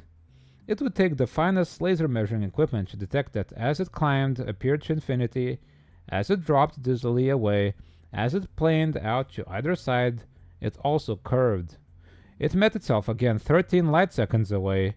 In other words, the wall formed the inside of a hollow sphere, a sphere over 3 million miles across, and flooded with unimaginable light. "Welcome," said Slartibartfast, as the tiny speck that was the air car, traveling now at 3 times the speed of sound, crept imperceptibly forward into the mind-bogglingly space. "Welcome," he said, "to our factory floor." Arthur stared about him in a kind of wonderful horror. Arranged away before them, at distances he could neither judge nor even guess at, were a series of curious suspensions. Delicate traceries of metal and the light hung about shadowy spherical shapes that hung into space. "This," said Slartibartfast, "is where we make most of our planets, you see." "You mean," said Arthur, trying to inform the words, "you mean you're starting it all up again now?" No, good heavens, no," exclaimed the old man. "No, the galaxy isn't nearly rich enough to support us yet. No, we've been awakened to perform just one extraordinary commission for very Special clients from another dimension. It may interest you. There in the distance in front of us." Arthur followed the old man's finger till he was able to pick out the floating structure he was pointing out. It was indeed the only one of the many structures that was betrayed any sign of activity about it, though this was more a subliminal impression than anything one could put one's finger on. At that moment, however, a flash of light arced through the structure and revealed in stark relief the patterns that were formed on the dark sphere within. Patterns that Arthur knew, rough blobby shapes that were as familiar to him as the shapes of words, part of the furniture of his mind. For a few seconds he sat in stunned silence as the images rushed around his mind and tried to find somewhere to settle down and make sense. Part of his brain told him that he knew perfectly well what he was looking at and what the shapes represented, while another quite sensibly refused to countenance the idea and abdicated the responsibility for any further thinking in that direction. The flash came again, and this time there could be no doubt. "The Earth," whispered Arthur. "Well, the Earth Mark II, in fact," said Slartibartfast cheerfully. "We're making a copy from our original blueprints." There was a pause. "Are you trying to tell me," said Arthur slowly and with control, "that you originally made the Earth?" "Oh, yes," said Slartibartfast. "Did you ever go to a place? I think it was called Norway." "No," said Arthur. "No, I didn't." "Pity," said Slartibartfast. "That was one of mine. Won an award, you know. Lovely crinkly edges. I was most upset to hear of its destruction." "You were upset?"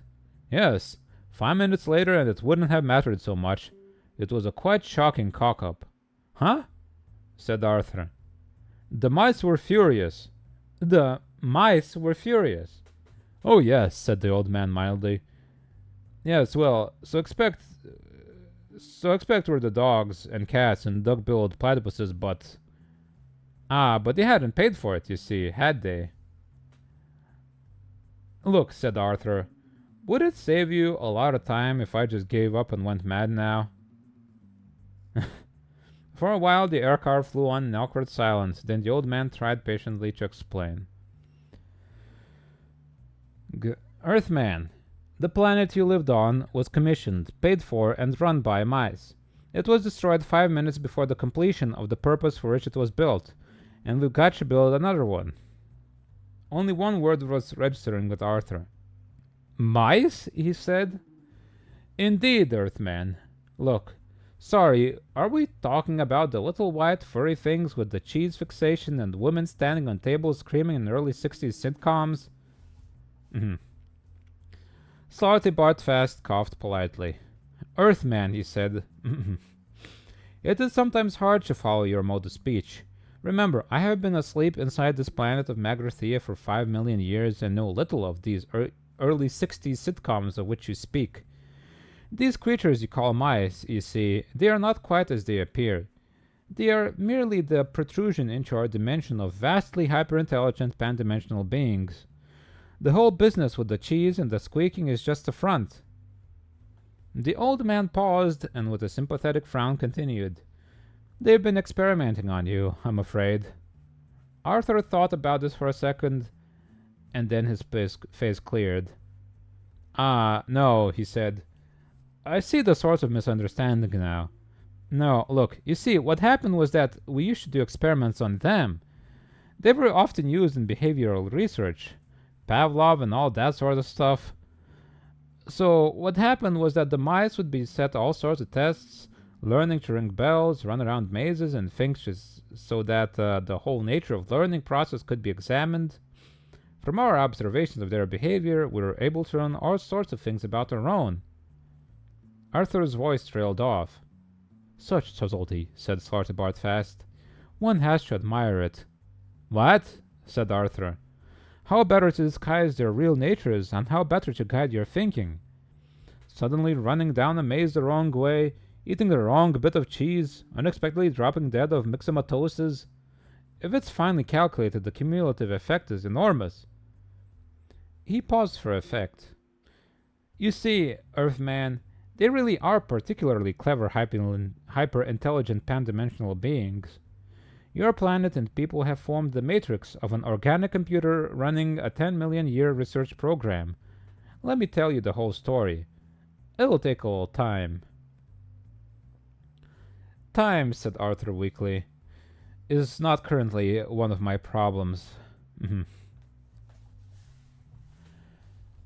Mm-hmm. Blah. Wow. End chapter, by the way. Mm-hmm. Slaughter Bart Fast is a hard name to say. Mm-hmm. Mm-hmm. I like how the guy didn't know about the sitcoms, but they did know about the cheese and stuff.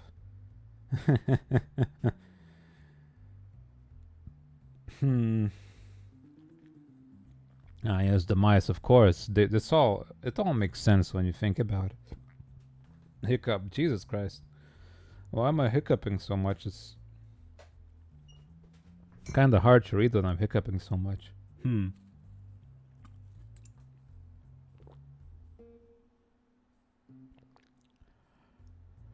Okay. Chapter 25. There are, of course, many problems connected with life, of which some of the most popular are: why are people born? Why do they die? Why do they want to spend so much of the intervening time wearing digital watches? Many, many million years ago, a race of hyper-intelligent pan-dimensional beings, whose physical manifestation in their own pan-dimensional universe is not dissimilar to our own, got so fed up with the constant bickering about the meaning of life, which used to interrupt their favorite pastime of Brockian Ultra Cricket, a curious game which involved suddenly hitting people for no readily apparent reason and then running away, that they decided to sit down and solve their problems once and for all. And to this end, they built themselves a stupendous supercomputer which was so amazingly intelligent that even before its databanks had been connected up, it had started from "I think therefore I am," and got as far as deducting the existence of rice pudding and income tax before anyone managed to turn it off. It was the size of a small city. Its main console was installed in a specially designed executive office mounted on an enormous executive desk of finest ultra mahogany topped with rich ultra red leather. The dark carpeting was discreetly sumptuous. Exotic pot plants and tastefully engraved prints of the principal computer programmers and their families were deployed liberally about the room, and stately windows looked out upon a tree-lined public square. On the day of the great unturning, two soberly dressed programmers with briefcases arrived and were shown discreetly into the office. They were aware that this day they would represent their entire race in its greatest moment, but they conducted themselves calmly and quietly as they seated themselves deferentially before the desk, opened their briefcases, and took out their leather-bound notebooks. Their names were Lunkwell and Fook. For a few moments they sat in respectful silence. Then, after exchanging a quiet glance with Fook, Lunkwell leaned forward and touched a small black panel. The subtlest of hums indicated that the massive computer was now in total active mode. After a pause, it spoke to them in a voice rich, resonant, and deep. It said, "What is this great task for which I, Deep Thought, the second greatest computer in the universe of time and space, have been called into existence?" Lunkwell and Fook glanced at each other in surprise. "Your task, O computer," began Fook. "No, wait a minute. This isn't right," said Lunkwell, worried. "We distinctly designed this computer to be the greatest one ever, and we're not making do with second best, Deep Thought." He addressed the computer. "Are you not, as we designed you to be, the greatest, most powerful computer in all time?" "I described myself as the second greatest," intoned Deep Thought, "and such I am." Another worried look passed between the two programmers. Lunkwell cleared his throat. "There must be some mistake," he said. "Are you not a greater computer than the Milliard Gargantua brain at Maximegalon, which can count all the atoms in a star in a millisecond?" The Milliard Gargantubrain, said the Deep Thought, with unconcealed contempt. A mere abacus. Mention it not. And are you not, said Fook, leaning anxiously forward, a greater analyst than the Googleplex star-thinker in the 7th galaxy of light and ingenuity, which can calculate the trajectory of every single dust particle throughout a 5-week Dangrabrad beta stand blizzard? A 5-week sand blizzard, said Deep Thought haughtily. You ask this of me, who have contemplated the very vectors of the atoms in the Big Bang itself? Molest me not with this pocket calculator stuff. The two programmers sat in uncomfortable silence for a moment. Then Lunkwell leaned forwards again. But are you not, he said, a more fiendish disputant than the great hyperbolic omnicognate neutron wrangler of Ciceronicus 12, the magic and indefatigable? The great hyperbolic omnicognate neutron wrangler, said Deep Thought, thoroughly rolling the R's, could talk all 4 legs off an Arcturan megadonkey, but only I could persuade it to go for a walk afterward. Then what, asked Fook, is the problem? There is no problem, said Deep Thought, with magnificent ringing tones. I am simply the second greatest computer in the universe of space and time. But the second? Insisted Lunkwin. Why do you keep saying the second? You're surely not thinking of the multicorticoid perspicutron Titan Mauler, are you? Or the Pondramatic, or the... Contemptuous lights flashed across the computer's console. I spare not a single unit of thought on these cybernetic simpletons, he boomed. I speak of none but the computer that is to come after me. Fook was losing patience. He pushed his notebook aside and muttered, I think this is getting needlessly messianic. You know nothing of future time, pronounced Deep Thought, and yet in my teeming circuitry I can navigate the infinite delta streams of the future probability and see that there must one day come a computer whose merest operational parameters I am not worthy to calculate, but which it will be my fate eventually to design.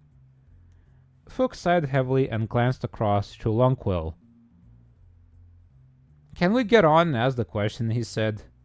Lunkwell motioned him to wait.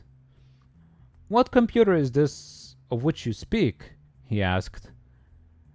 I will speak of it no further in this present time, said Deep Thought. Now ask what else of me you will that I may function. Speak. They shrugged at each other. Fook composed himself. O Deep Thought computer, he said, the task we have designed you to perform is this. We want you to tell us, he paused, the answer. The answer, said Deep Thought. The answer to what? Life, urged Fook. The universe, said Lonkwell. Everything, they said in chorus. Deep Thought paused for a moment's reflection. Tricky, he said finally. But can you do it? Again, a significant pause. Yes, said Deep Thought. I can do it. There is an answer, said Fook with breathless excitement. A simple answer? Added Lunkwell. Yes, said Deep Thought. Life, the universe, and everything. There is an answer. But, he added, I'll have to think about it. A sudden commotion destroyed the moment. The door flew open and 2 angry men wearing the coarse faded blue robes and belts of the Cruxwan University burst into the room, thrusting aside the ineffectual flunky who tried to bar their way. We demand admission, shouted the younger of the 2 men, elbowing a pretty young secretary in the throat. Come on, shouted the older one. You can't keep us out. He pushed a junior programmer back through the door. We demand that you can't keep us out, bawled the younger one, though he was now firmly inside the room and no further attempts were being made to stop him. Who are you? Said Lonkwell, rising angrily from his seat. What do you want? I'm Magictis, announced the older one, and I demand that I am Roomfondle, shouted the younger one. Magictis turned on Roomfondle. It's all right, he explained angrily. You don't need to demand that. All right, bawled Roomfondle, banging on a nearby desk. I am Roomfondle, and that is not a demand, that is a solid fact. What we demand is solid facts. No, we don't, exclaimed Magic Teeth in the irritation. That is precisely what we don't demand. Scarcely pausing for breath, Vroomfondle shouted, We don't demand solid facts. What we demand is a total absence of solid facts. I demand that I may or may not be Vroomfondle. But who the devil are you? Exclaimed an outraged Fook. We, said Magic Teeth, are philosophers. Though we may not be, said Vroomfondle, waving a warning finger at the programmers. Yes, we are, insisted Magic Teeth. We are quite definitely here as representatives of the amalgamated union of philosophers, sages, luminaries, and other thinking persons. And we want this machine off, and we want it now. What's the problem? Said Longquill. I'll tell you what the problem is, mate, said Magic Teeth. Demarcation, that's the problem. We demand, yet Vroomfondle, that demarcation may or may not be the problem. You just let the machines get on with adding up, warned Magic Teeth, and we'll take care of the eternal varieties, thank you very much. You want to check your legal position, you do, mate? Under law, the quest for ultimate truth is quite clearly the inalienable prerogative of our working thinkers. Any bloody machine goes and actually finds it, and we're straight out of a job, aren't we? I mean, what's the use of our sitting up half the night arguing that there may or may not be a god if this machine only goes and gives you his bleeding phone number the next morning? That's right, shouted Vroomfondle. We demand rigidly defined areas of doubt and uncertainty. Suddenly, a stentorian voice boomed across the room. Might I make an observation at this point? Inquired Deep Thought. Well, go on, strike, yelled Vroomfondle. Or, we'll go on strike, I guess. That's right, agreed Magic Teeth. You'll have a National Philosopher's strike on your hands.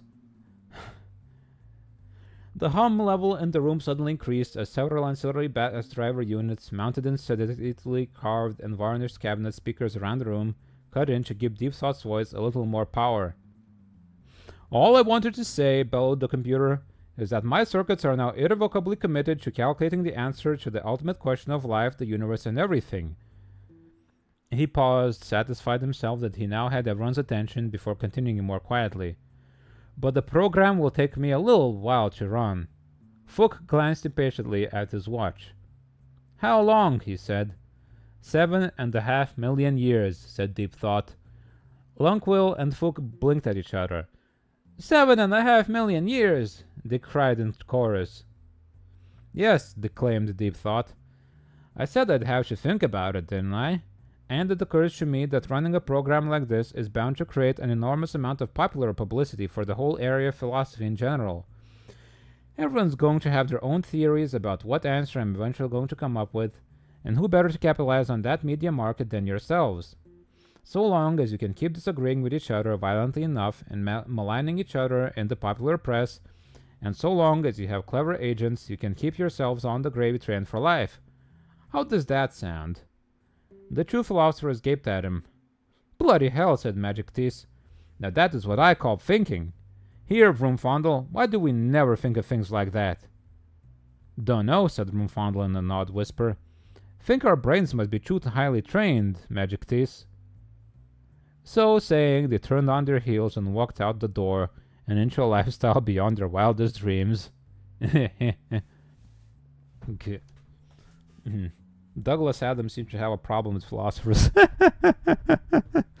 And also digital watches for some reason. He really doesn't like those. I bet he wouldn't have liked smartwatches very much either.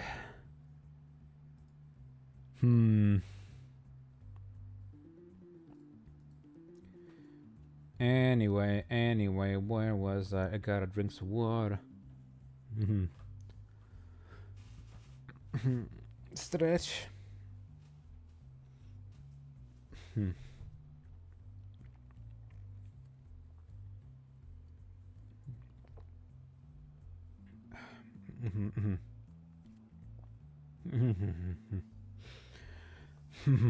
Chapter 26. Yes, very salutary, said Arthur after Slarty Bart Fast had related the salient points of his story to him. But I don't understand what all this has got to do with the Earth and mice and things. That is but the first half of the story, Earthman, said the old man. If you would care to discover what happened 7.5 million years later, on the great day of the answer, allow me to invite you to my study where you can experience the events yourself on our sensotape records.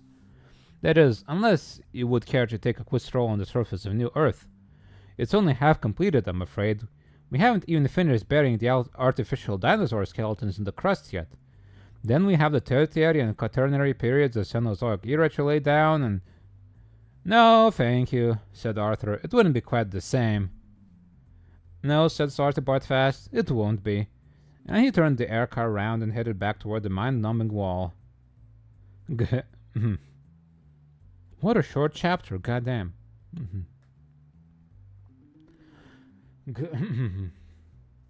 Chapter 27. Slarty Bart Fast's study was a total mess. Like the results of an explosion in a public library. The old man frowned as they stepped in. Terribly unfortunate, he said. A diode blew in one of the life support computers. When we tried to revive our cleaning staff, we discovered they'd been dead for nearly 30,000 years. Who's going to clear away the bodies? That's what I want to know. Look, why don't you sit yourself down over there and let me plug you in? He gestured Arthur toward the chair, which looked as if it had been made out of the ribcage of a stegosaurus. It was made out of the ribcage of a stegosaurus, explained the old man, as he pottered around, fishing bits of wire out from under tottering piles of paper and drawing instruments. Here, he said, hold these. He passed a couple of stripped wire ends to Arthur. The instant he took hold of them, a bird flew straight through him. He was suspended in midair and totally invisible to himself. Beneath him was a pretty tree-lined city square, and all around it, as far as the eye could see, were white concrete buildings of airy, spacious design, but somewhat the worse for wear. Many were cracked and stained with rain. Today, however, the sun was shining. A fresh breeze danced slightly through the trees, and the odd sensation that all the buildings were quietly humming was probably caused by the fact that the square and all the streets around it were thronged with cheerful, excited people. Somewhere a band was playing, brightly colored flags were fluttering in the breeze, and the spirit of carnival was in the air. Arthur felt extraordinarily lonely, stuck up in the air above it all without so much as a body to his name. But before he had time to reflect on this, a voice rang out across the square and called for everyone's attention. A man standing on a brightly dressed dais before the building which clearly dominated the square was addressing the crowd over a tannoy. "O people who wait in the shadow of deep thought," he cried out, "honored descendants of Rumfondle and Magicists, the greatest and most truly interesting pundits of the universe has ever known, the time of waiting is over." Wild cheers broke out among the crowd. Flags, streamers, and wolf whistles sailed through the air. The narrow streets looked rather like centipedes rolled over on their backs and frantically waving their legs in the air. 7.5 million years our race has waited for this great and hopefully enlightening day, cried the cheerleader. The day of the answer. Hurrahs burst from the ecstatic crowd. Never again, cried the man. Never again will we wake up in the morning and think, who am I? What is my purpose in life? Does it really, cosmically speaking, matter if I don't get up and go to work? For today we will finally learn once and for all the plain and simple answer to all these nagging little problems of life. The universe and everything. As the crowd erupted once again, Arthur found himself gliding through the air and down toward one of the large stately windows of the first floor of the building behind the dais from which the speaker was addressing the crowd. He experienced a moment's panic as he sailed straight toward the window, which passed when a second or so later he found he had gone right through the solid glass without apparently touching it. No one in the room remarked on his peculiar arrival, which is hardly surprising as he wasn't there. He began to realize that the whole experience was merely a recorded projection which knocked 6-track 70mm into a cocked hat. The room was much as Slarty Bart Fast had described it. In 7.5 million years, it had been well looked after and cleaned regularly every century or so. The ultra-mahogany desk was worn at the edges, the carpet a little faded now, but the large computer terminal sat in a sparkling glory on the desk's leather top, as bright as if it had been constructed yesterday. Two severely dressed men sat respectfully before the table and waited. "The time is nearly upon us," said one, and Arthur was surprised to see a word suddenly materialize in thin air just by the man's neck. The word was Lunkwal, and it flashed a couple of times and then disappeared again. Before Arthur was able to assimilate this, the other man spoke, and the word Fuchg appeared by his neck. 75,000 generations ago, our ancestors set this program in motion. The second man said, "And in all time we will be the first to hear the computers speak." "A nice prospect, Fuchg," agreed the first man, and Arthur suddenly realized he was watching a recording with subtitles. "We are the ones who will hear," said Fuchg, "the answer to the great question of life." "The universe," said Lonqual, "and everything." "Shh," said Lonqual with a side gesture. "I think Deep Thought is preparing to speak." There was a moment's expectant pause while the panels slowly came to life on the front of the console. Lights flashed on and off experimentally and settled down into a business-like pattern. A soft, low hum came from the communication channel. "Good morning," said Deep Thought at last. Good morning, oh Deep Thought," said Lunkwal nervously. "Do you have, that is—" "An answer for you?" interrupted Deep Thought majestically. "Yes, I have." The two men shivered with expectancy. Their waiting had not been in vain. "There really is one?" breathed Fuchg. "There really is one," confirmed Deep Thought. "To everything? To the great question of life, the universe, and everything?" "Yes." Both of the men had been trained for this moment. Their lives had been a preparation for it. They had been selected at birth as those who would witness the answer. But even so, they found themselves gasping and squirming like excited children. "And you're ready to give it to us?" urged Lunkwal. "I am." "Now?" "Now," said Deep Thought. They both licked their dry lips. "Though, I don't think," added Deep Thought, "that you're going to like it." "Doesn't matter," said Fuchg. "We must know it now." "Now?" inquired Deep Thought. "Yes, now." "All right," said the computer, and settled into silence again. The two men fidgeted. The tension was unbearable. "You're really not going to like it," observed Deep Thought. "Tell us." "All right," said Deep Thought. "The answer to the great question—" "Yes? Of life, the universe, and everything," said Deep Thought. "Yes? Is," said Deep Thought, and paused. "Yes? Is? Yes? 42, said Deep Thought, with infinite majesty and calm. He said the line. He did the thing. End of chapter, by the way. He said the words. He said the meaning. And now we know the meme. We sure do. You know, what are you doing back there? You got an itch here? You need a cleaning again? I'm gonna have to clean Mira's ears soon. And so I will take another break, I think. And I'll be back in a bit, okay? Everybody, prepare your brains for more reading. We're on chapter 28, so I think we stand a good chance of finishing this book today, which I think I'll try and do. Yeah, I'll be back. And I'm back. I've returned to the land of the reading people. We have found out the answer to the question of life, the universe, and everything. And it was shockingly 42. Oh my god. Shock and awe.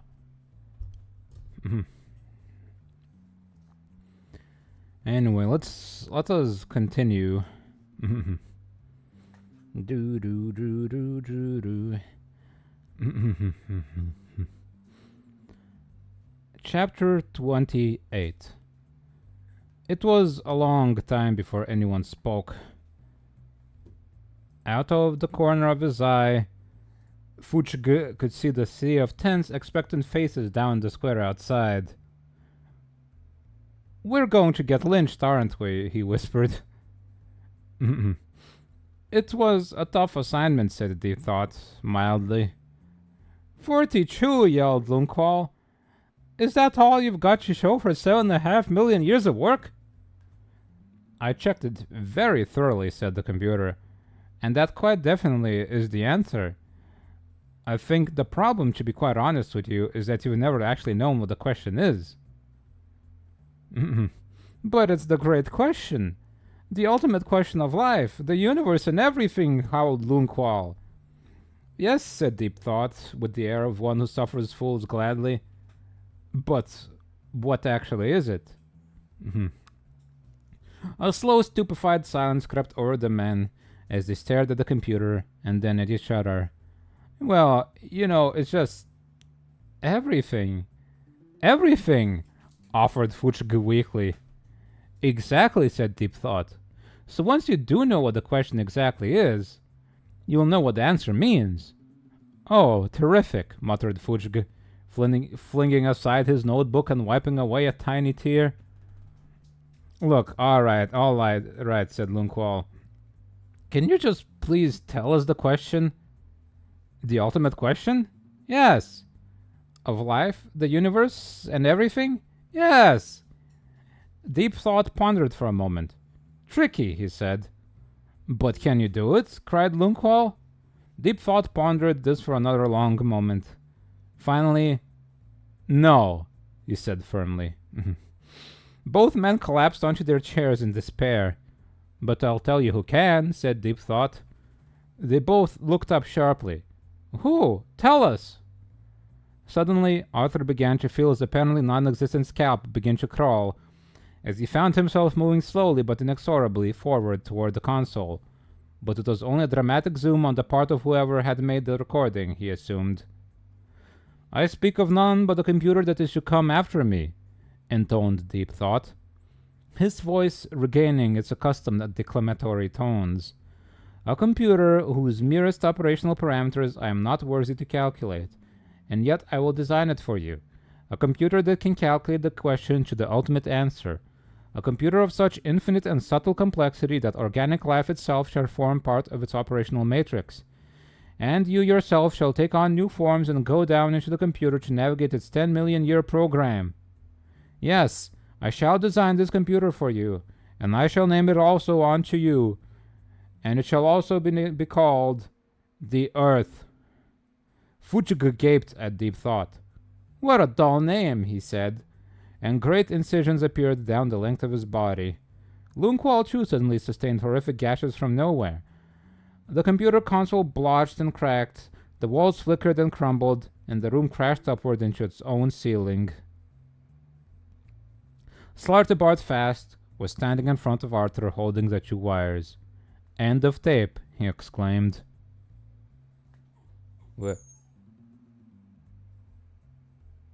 Chapter 29. "Zaphod, wake up!" Where?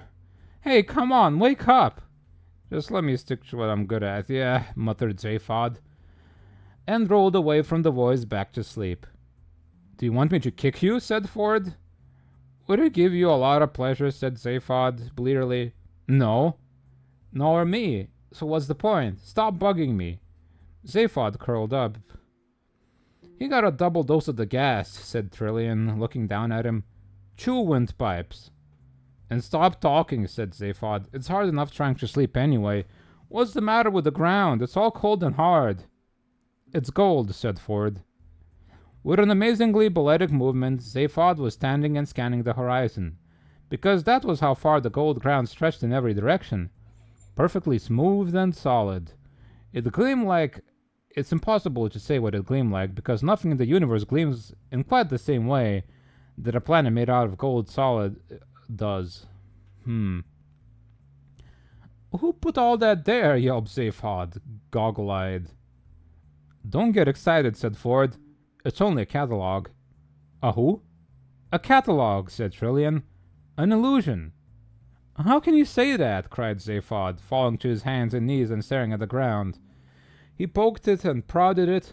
It was very heavy and very slightly soft. He could mark it with his fingernail. It was very yellow and very shiny, and when he breathed on it, his breath evaporated off of it in that very peculiar and special way that breath evaporates off of solid gold. Trillian and I came round a while ago, said Ford. We shouted and yelled till somebody came, and then carried on shouting and yelling till they got fed up and put us in their planet catalog to keep us busy till they were ready to deal with us. This is all sensotape. Zaphod stared at him bitterly. Ah, shit, he said. You wake me up from my own perfectly good dream to show me somebody else's. He sat down in a huff. What's that series of valleys over there? He said. Hallmark, said Ford. We had a look. We didn't wake you earlier, said Trillian. The last planet was knee-deep in fish. Fish? Some people like the oddest things. And before that, said Ford, we had platinum. Bit dull. We thought you'd like to see this one, though. Seas of light glared at them in one solid blaze wherever they looked. Very pretty, said Zaphod petulantly. In the sky, a huge green catalog number appeared. It flickered and changed, and when they looked around again, so had the land. As with one voice, they all went, Yuck! The sea was purple. The beach they were on was composed of tiny yellow and green pebbles, presumably terribly precious stones. The mountains in the distance seemed soft and undulating and red peaks. Nearby stood a solid silver beach table with a frilly mauve parasol and silver tassels. In the sky, a huge sign appeared, replacing the catalog number. It said, Whatever your tastes, Magrathea can cater for you. We are not proud. And 500 entirely naked women dropped out of the sky on parachutes. In a moment, the scene vanished and left them in a springtime meadow full of cows. Ow, said Zaphod. My brains. You want to talk about it? Said Ford. Yeah, okay, said Zaphod. And all three sat down and ignored the scenes that came and went around them. I figured this, said Zaphod. Whatever happened to my mind, I did it. And I did it in such a way that it wouldn't be detected by the government screening tests. And I wasn't to know anything about myself. Pretty crazy, right? The other two nodded in agreement. So I reckon, what's so secret that I can't let anybody know I know it? Not the galactic government, not even myself. And the answer is, I don't know. Obviously, but I put a few things together and I can begin to guess. When did I decide to run for president? Shortly after the death of President Uden Ranks. You remember Uden, Ford? Yeah, said Ford. He was that guy we met when we were kids, the Arcturian captain. He was a gas. He gave us conkers when you busted your way into his mega freighter. Said you were the most amazing kid he'd ever met. What's all this? Said Trillian. Ancient history, said Ford. When we were kids together in Beetlejuice, the Arcturian mega freighters used to carry most of the bulky trade between the galactic center and the outlying regions. The Beetlejuice trading scouts used to find the markets and the Arcturians would supply them. There was a lot of trouble with space pirates before they were wiped out in the Dordelis Wars, and the mega freighters had to be equipped with the most fantastic defense shields known to galactic science. They were real brutes of ships, and huge. In orbit around the planet, they would eclipse the sun. One day, young Zaphod here decides to raid one, on a tri-jet scooter designed for stratosphere work. A mere kid. I mean, forget it, it was crazier than a mad monkey. I went along for the ride because I'd got some very safe money on him not doing it, and didn't want him coming back with fake evidence. So, what happens? We get in this trijet, which he had souped up into something totally other, cross 3 parsecs in a matter of weeks, bust our way into Mega Freighter, and I still don't know how, marched onto the bridge waving toy pistols and demanded conkers. A wilder thing I have not known. Lost me a year's pocket money. For what? Conkers. The captain was this really amazing guy. Uden ranks, said Zaphod. He gave us food, booze, stuff from really weird parts of the galaxy, lots of conkers, of course, and we had just the most incredible time. Then he teleported us back into the maximum security wing of the Betelgeuse State Prison. He was a cool guy. Went on to become the president of the galaxy. Zaphod paused. The scene around him was currently plunged into gloom. Dark mists swirled around him, and elephantine shapes lurked indistinctly in the shadows. The air was occasionally rent with the sounds of illusory beings murdering other illusory beings. Presumably enough, people must have lacked this sort of thing to make it a paying proposition. Ford, said Zaphod quietly. Yeah? Just before Uden died, he came to see me. What? You never told me. No. What did he say? What did he come to see you about? He told me about the Heart of Gold. It was his idea that I should steal it. His idea? Yes, said Zaphod, and the only possible way of stealing it was to be at the launching ceremony. Ford gaped at him in astonishment for a moment, and then roared with laughter. Are you telling me, he said, that you set yourself up to become president of the galaxy just to steal that ship? That's it, said Zaphod, with the sort of grin that would get most people locked away in a room with soft walls. But why? Said Ford. What's so important about having it? Dunno, said Zaphod.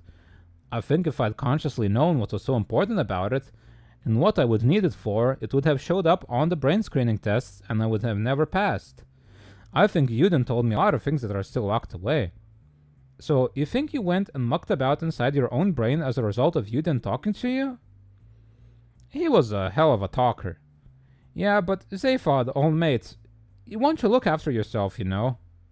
Zaphod shrugged. I mean, don't you have any inkling of the reasons for all this? Asked Ford.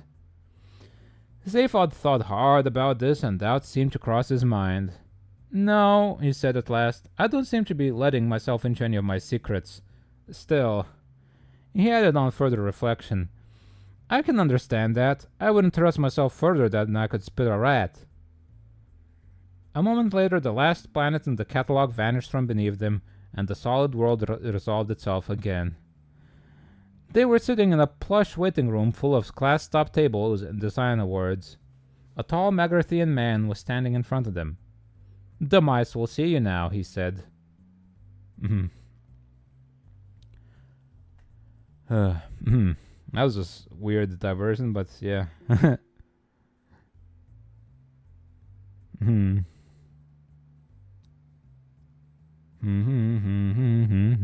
Hey, Minnie, how you doing? You're an accurate marble today. How accurate are you feeling? Of course you're one of mine. You got 12 marks of quality. Ain't that some cool stuff? Ain't that some cool business? I suppose you're gonna have to watch the VOD later, Minnie, to catch up with the book, because we're on chapter 30 now. Speep.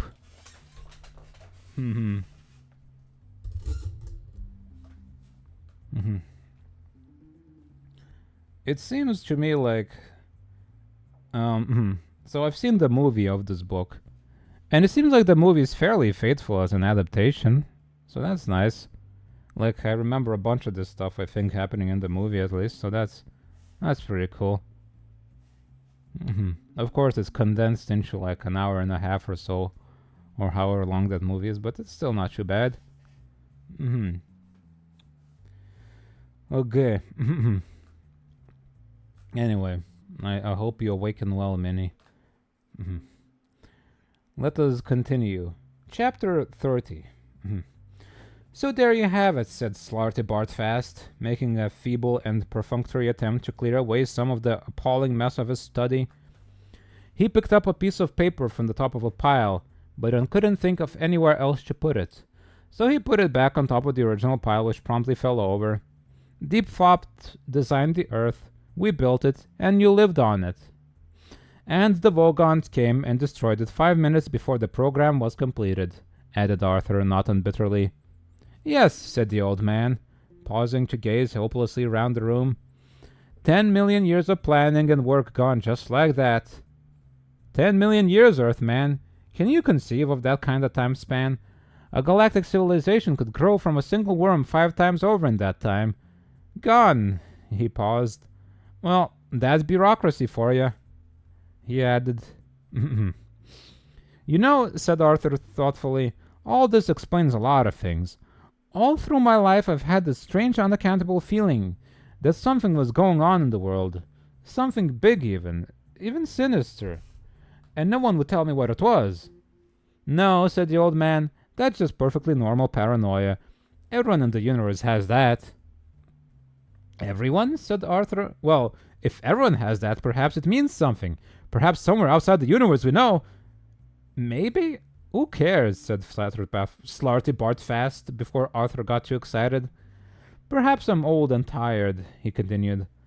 But I always think that the chances of finding out what really is going on are so absurdly remote that the only thing to do is to say hang the sense of it and just keep yourself occupied.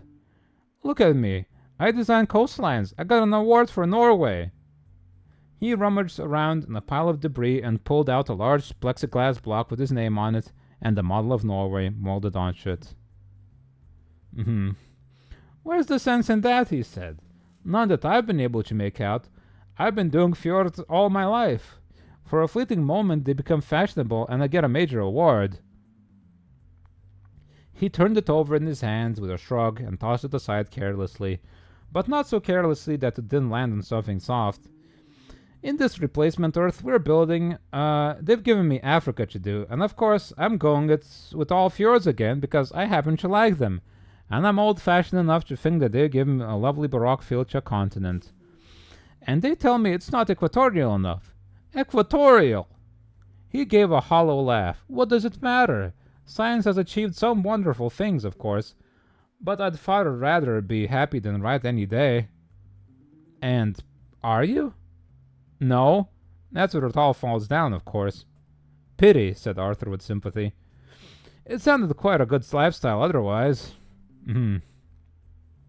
Somewhere on the wall a small white light flashed. Come, said Slarty Bartfast. You are to meet the mice. Your arrival on the planet has caused considerable excitement. It has already been hailed, so I gather, as the third most improbable event in the history of the universe. What were the first two? Oh, probably just coincidences, said Slarty Bartfast carelessly. He opened the door and stood waiting for Arthur to follow. Arthur glanced around him once more, and then down at himself, at the sweaty, disheveled clothes he had been lying in the mud in on Thursday morning. I seem to be having tremendous difficulty with my lifestyle, he muttered to himself. I beg your pardon, asked the old man mildly. Oh, nothing, said Arthur. Only joking. Slarty Bartfast is such a hard name to say all the time. Slarty Bartfast. Gh.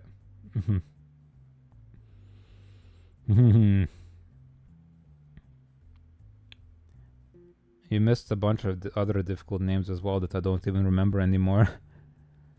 But yes, the mice, they commissioned Earth. And now they're very excited about the new one being built. They're like, oh god, we're gonna need a new one built. Because it blew up. Chapter 31. It is, of course, well known that careless talk costs lives, but the full scale of the problem is not always appreciated. For instance, at the very moment that Arthur said, I seem to be having tremendous difficulty with my lifestyle, a freak wormhole opened in the fabric of the space-time continuum and carried his words far, far back in time across an almost infinite reaches of space to a distant galaxy where strange and warlike beings were poised on the brink of frightful interstellar battle. The two opposing leaders were meeting for the last time. A dreadful silence fell across the conference table as the commander of the Vulhurgs, resplendent in his black jeweled battle shorts, gazed levelly at the Gagavund leader squatting opposite him in a cloud of green, sweet-smelling steam, and with a million sleek and horribly beweaponed star cruisers poised to unleash electric death at the single word of command, challenged the vile creature to take back what it had said about his mother.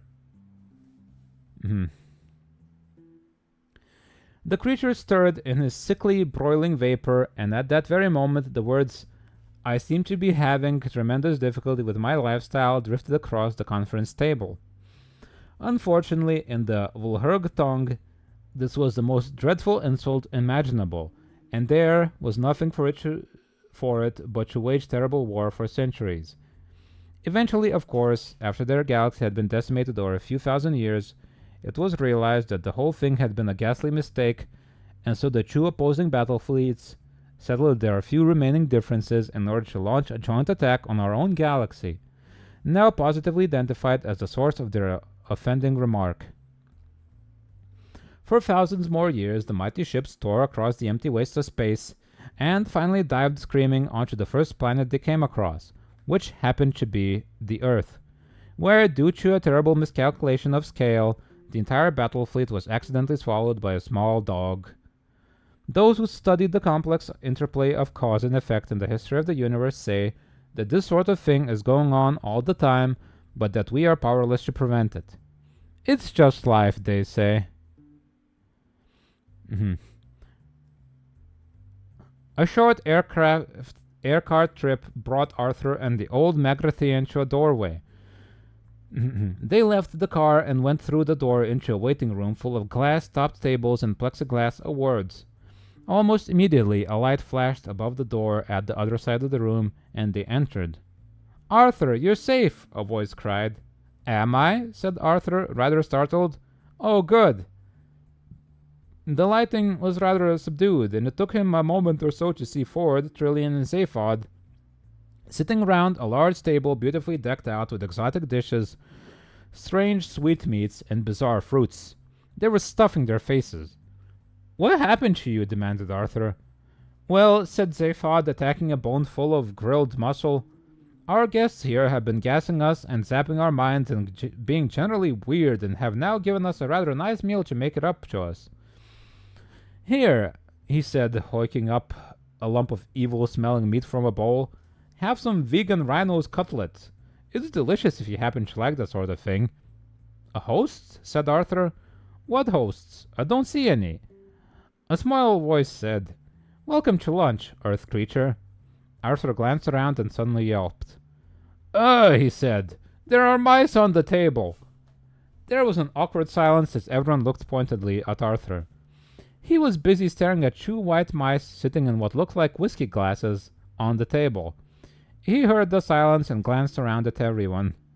"Oh," he said with sudden realization. "Oh, I'm sorry. I wasn't quite prepared for—" "Let me introduce you," said Trillian. "Arthur, this is Benji Mouse." "Hi," said one of the mice. His whiskers stroked what must have been a touch of sensitive panel on the inside of the whiskey glass-like affair, and it moved forward slightly. "And this is Frankie Mouse." The other mouse said, "Pleased to meet you," and did likewise. Arthur gaped. "But aren't they—" "Yes," said Trillian. "They are the mice I brought with me from the Earth." She looked him in the eye, and Arthur thought he detected the tiniest resigned shrug.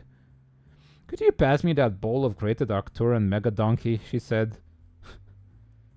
Slartibartfast coughed politely. Excuse me," he said. "Yes, thank you, Slartibartfast," said Benji Mouse sharply. "You may go." "What? Oh, very well," said the old man, slightly taken aback. "I'll just go and get on with some of my fjords then." "Ah, well, in fact, that won't be necessary," said Frankie Mouse. "It looks very much as if we won't be needing this new Earth any longer." He swiveled his pink little eyes. "Not now that we have found a native of the planet who was there seconds before it was destroyed." "What?" cried Slartibartfast, aghast. "You can't mean that. I've got 1,000 glaciers poised and ready to roll over Africa." Well, perhaps you can take a quick skiing holiday before you can dismantle them, said Frankie acidly. Skiing holiday, cried the old man. Those glaciers are works of art. Elegantly sculpted contours, soaring pinnacles of ice, deep majestic ravines. It would be sacrilege to go skiing on High Heart. Thank you, Slartibartfast, said Benji firmly. That will be all. Yes, sir, said the old man coldly. Thank you very much. Well, goodbye, Earthman, he said to Arthur. Hope the lifestyle comes together. With a brief nod to the rest of the company, he turned and walked sadly out of the room. Arthur stared at him, not knowing what to say. Now, said Benji Mouse, to business. Ford and Zaphod clinked their glasses together. To business, they said. I beg your pardon, said Benji.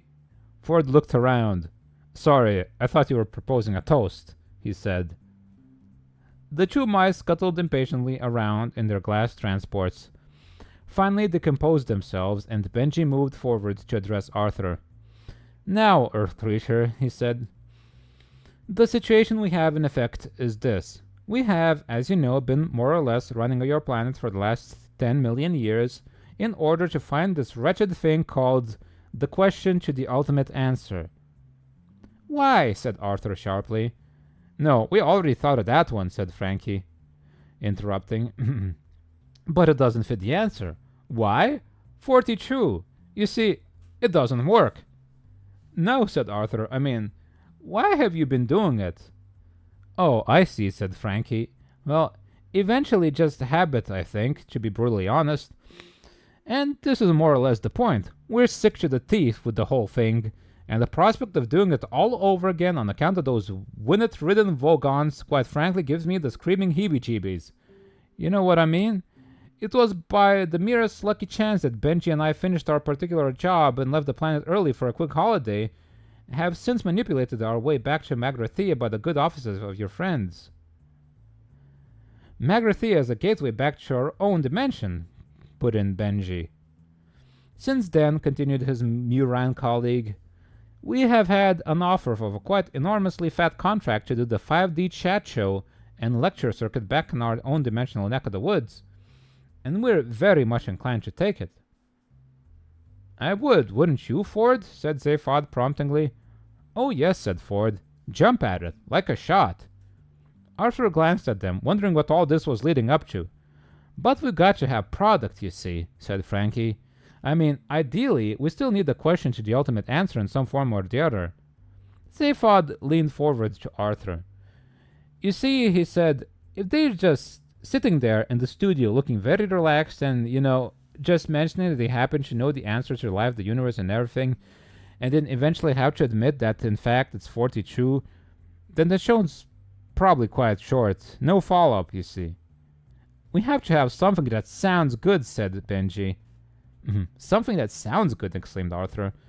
A question to the ultimate answer that sounds good? From a couple of mice? The mice bristled. Well, yes. Idealism, yes. The dignity of pure research, yes. The pursuit of truth in all its forms, but there comes a point, I'm afraid, where you begin to suspect that if there's any real truth, it's that the entire multidimensional infinity of the universe is almost certainly being run by a bunch of maniacs.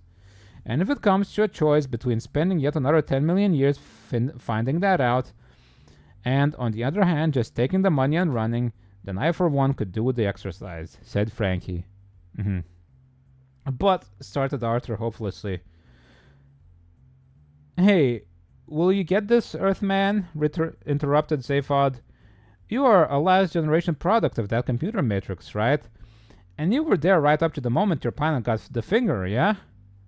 So your brain was an organic part of the penultimate configuration of the computer program, said Ford, rather lucidly, he thought. Right, said Zaphod. Well, said Arthur doubtfully, he wasn't aware of ever having felt an organic part of anything. He had always seen this as one of his problems. In other words, said Benji, steering his curious little vehicle right over to Arthur, there's a good chance that the structure of the question is encoded in the structure of your brain. So, we want to buy it off you. What, the question? Said Arthur. Yes, said Ford and Trillian. For lots of money, said Zaphod. No, no, said Frankie. It's the brain we want to buy. What? Well, who would miss it? Inquired Benji. I thought you said you could just read his brain electronically, protested Ford. Oh, yes, said Frankie, but we'd have to get it out first. It's got to be prepared. Treated, said Benji. Diced. Thank you, shouted Arthur, tipping up his chair and backing away from the table in horror. It could always be replaced, said Benji reasonably, if you think it's important. Yes, an electronic brain, said Frankie. A simple one would suffice. A simple one, wailed Arthur. Yeah, said Zaphod with a sudden evil grin. You'd just have to program it to say what, and I don't understand, and where's the tea? Who'd know the difference? What? Cried Arthur, backing away still farther. See what I mean? Said Zaphod, and howled with pain because of something that Trillian did at that moment. I'd notice the difference, said Arthur. No, you wouldn't, said Frankie Mouse. You'd be programmed not to. Ford made for the door. Look, I'm sorry, mice old lads, he said. I don't think we got a deal. I rather think we have to have a deal, said the mice, in chorus. All the charm vanishing from their piping little voices in an instant. With a tiny whining shriek, their two glass transports lifted themselves off the table and swung through the air toward Arthur, who stumbled farther backward into a blind corner, utterly unable to cope or think of anything. Trillian grabbed him desperately by the arm and tried to drag him toward the door, which Ford and Zaphod were struggling to open. But Arthur was dead weight. He seemed hypnotized by the airborne rodents swooping toward him. She screamed at him, but he just gaped. With one more yank, Ford and Zaphod got the door open. On the other side of it was a small pack of rather ugly men, who they could only assume were the heavy mob of Magrathea. Not only were they ugly themselves, but the medical equipment they carried with them was also far from pretty. They charged. So, Arthur was about to have his head cut open. Trillian was unable to help him, and Ford and Zaphod were about to be set upon by several thugs a great deal heavier and more sharply armed than they were. All in all, it was extremely fortunate that at that moment every alarm on the planet burst into an ear-splitting din. End of chapter. Wow, what a cliffhanger. I like the image of these tiny little mice just hanging out in their little whiskey glasses. Just zipping around everywhere. It's real great. Hi, Squid, by the way. It's a fun book. It is a fun book, isn't it? It's kind of hard to read out loud, as I keep saying, though. They keep like rhyming and stuff, and well, not strictly rhyming, like repeating similar sounding words one after the other a lot of the time. I guess it isn't quite a rhyme, but it's kind of similar. And lots of strange British expressions that I don't necessarily know how to read properly. Also, it's old, this book, so it's written oldly.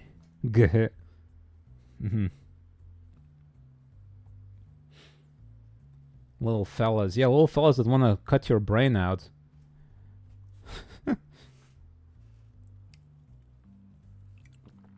And then run off with the money. Because they just need something. My cover for my ebook, my Kindle is falling apart. A bit of rubber just fell off of it. Figures because this thing's almost 10 years old. I guess the rubber would wear out eventually. Written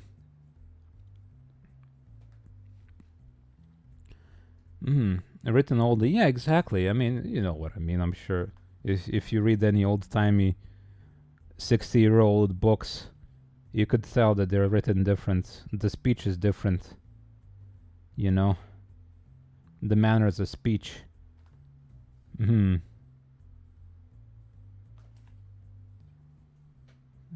it's a funny way for a funny book. Anyway, we're like approaching the end here now, so let's go. Chapter 32. Emergency! Emergency! Blared the klaxon throughout Magrathea. Hostile ship has landed on planet. Armed intruders in Section 8A. Defense stations! Defense stations! The two mice sniffed irritably round the fragments of their glass transports where they lay shattered on the floor. Damnation, muttered Frankie Mouse. All that fuss over 2 pounds of earthling brain. He scuttled round and about, his pink eyes flashing, his fine white coat bristling with static. The only thing we can do now, said Benji, crouching and stroking his whiskers in thought, is to try and fake a question. Invent one that will sound plausible. Difficult, said Frankie, he thought. How about, what's yellow and dangerous? Benji considered this for a moment. No good, he said. Doesn't fit the answer. They sank into silence for a few seconds. All right, said Benji. What do you get if you multiply 6 by 7? No, true literal, true factual, said Frankie. Wouldn't sustain the punter's interest. Again they thought. Then Frankie said, here's a thought. How many roads must a man walk down? Ah, said Benji. Aha! Now that does sound promising. He rolled the phrase around a little. Yes, he said. That's excellent. Sounds very significant without actually tying you down to meaning anything at all. How many roads must a man walk down? 42. Excellent. That'll fox him, Frankie. Baby, we're made.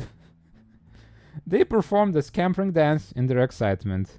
Near them on the floor lay several ugly men who had been hit about the head with some heavy designer words. Half a mile away,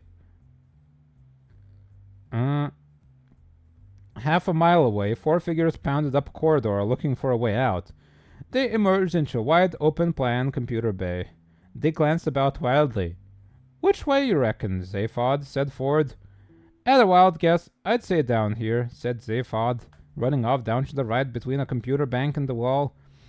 As the others started after him, he was brought up short by a kilo-zap energy bolt that cracked through the air inches in front of him and fried a small section of the adjacent wall. A voice on the bullhorn said, Okay, Beeblebrox, hold it right there. We've got you cornered. Cops, hissed Zaphod, and spun around in a crouch. You want to try a guess at all, Ford? Okay, this way, said Ford, and the four of them ran down the gangway between 2 computer banks. At the end of the gangway appeared a heavily armored and spacesuited figure waving a vicious kilo-zap gun. We don't want to shoot you, Beeblebrox, shouted the figure. Suits me fine, shouted Zaphod back, and dived down a wide gap between 2 data process units. The others swerved in behind them. There are 2 of them, said Trillian. We're cornered. They squeezed themselves down in an angle between a large computer data bank and the wall. They held their breath and waited. Suddenly the air exploded with energy bolts as both the cops opened fire on them simultaneously. Hey, they're shooting at us, said Arthur, crouching in a tight ball. I thought they said they didn't want to do that. Yeah, I thought they said that, agreed Ford. Zaphod stuck a head up for a dangerous moment. Hey, he said, I thought you said you didn't want to shoot us, and ducked again. They waited. After a moment, a voice replied, It isn't easy being a cop.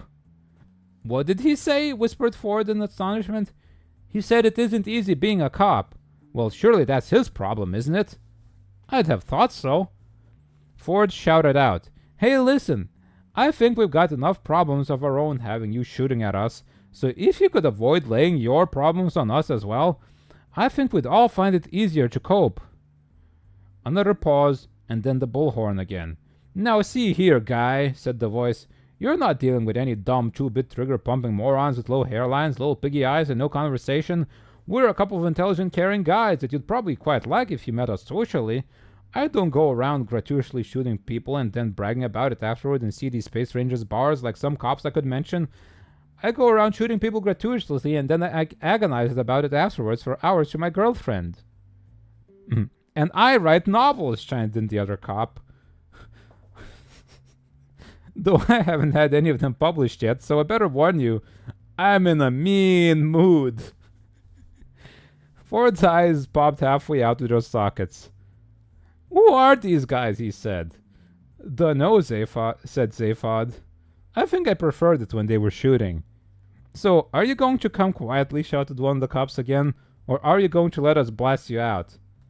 Which would you prefer? Shouted Ford. A millisecond later, the air about them started to fry again, as a bolt after bolt of Kilo Zap hurled itself into the computer bank in front of them. The fusillade continued for several seconds at unbearable intensity. When it stopped, there were a few seconds of near quietness as the echoes died away. You still there? Called out one of the cops. Yes, they called back.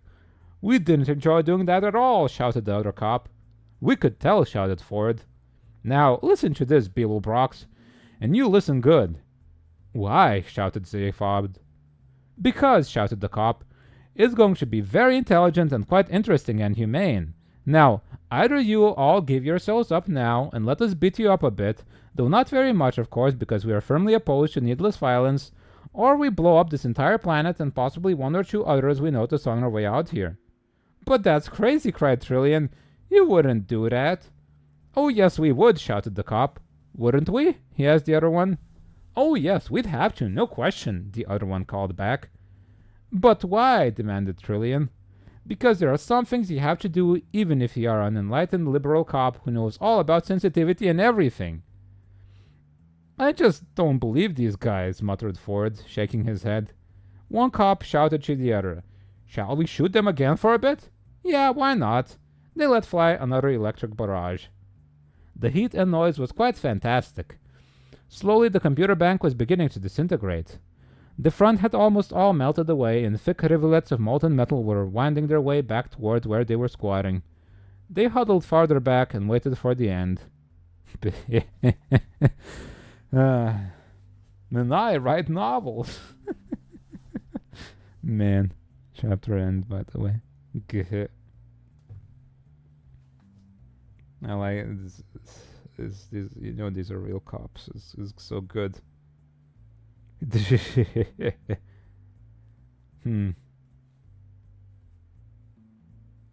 Right.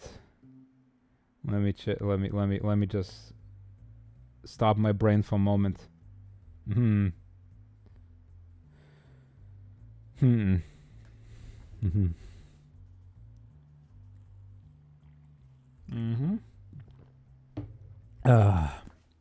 Water. Spin that brain. I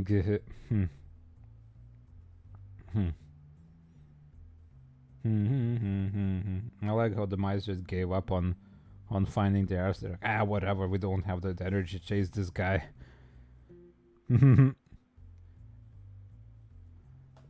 Let's just make something up, they'll believe it, who cares?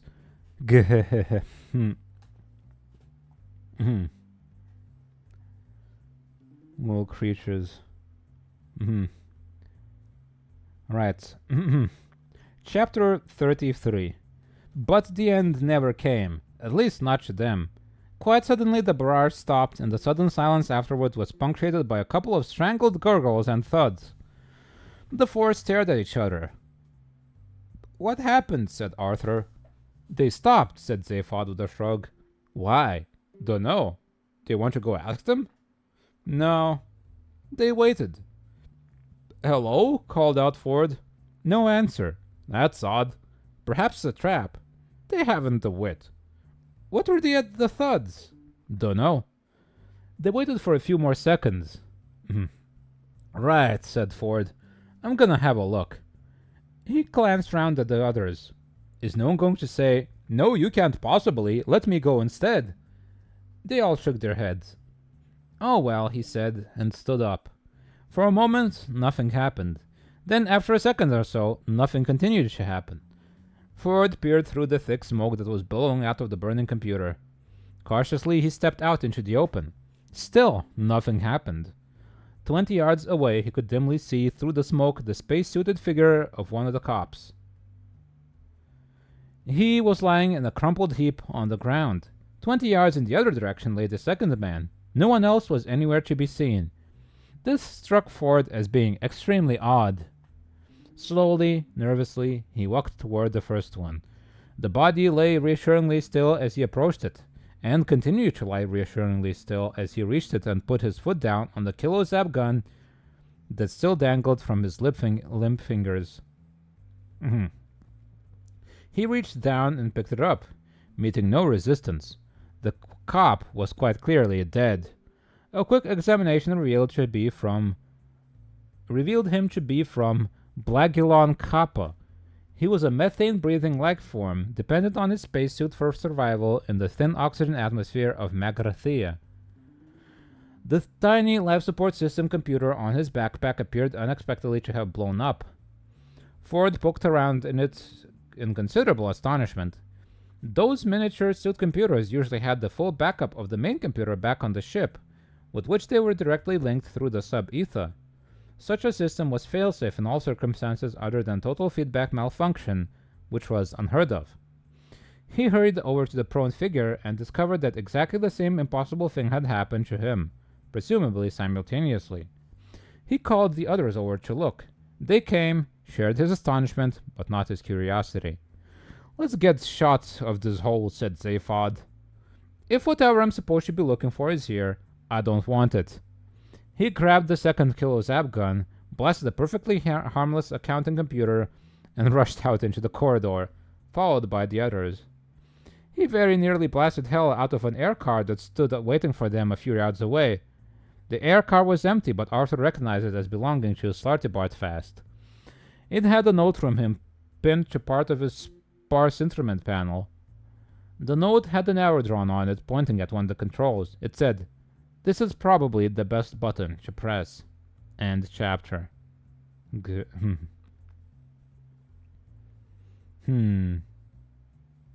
Nothing continued to happen. Such is life sometimes. Guru guru guru guru guru.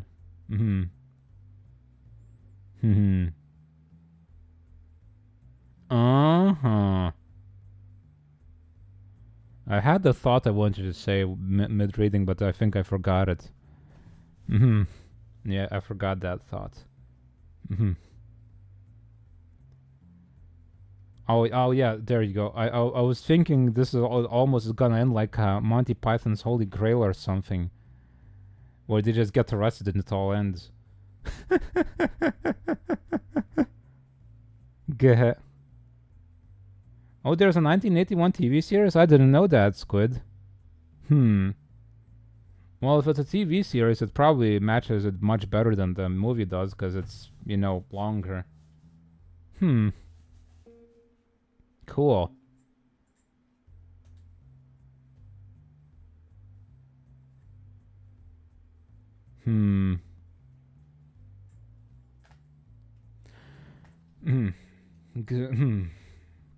I wonder if it's still, watchable. Probably would be pretty fun, I don't know. I'll have to consider it. Anyway, let's continue. Chapter 34. The air car rocketed them at speeds in excess of R-17 through the steel tunnels that led out onto the appalling surface of the planet, which was now in the grip of yet another dreary morning twilight. Ghastly gray light congealed on the land. R is a velocity measure defined as a reasonable speed of travel that is consistent with health, mental well-being, and not being more than, say, 5 minutes late. It is therefore clearly an almost infinitely variable figure according to circumstances, since the first two factors vary not only with speed taken as an absolute, but also with awareness of the third factor. Unless handled with tranquility, this equation can result in considerable stress, ulcers, and even death. R-17 is not a fixed velocity, but it is clearly far too fast. The air car flung itself through the air at R-17 and above, deposited them next to the heart of gold, which stood starkly on the frozen ground like a bleached bone, and then precipitately hurled itself back in the direction whence they had come, presumably on important business of its own.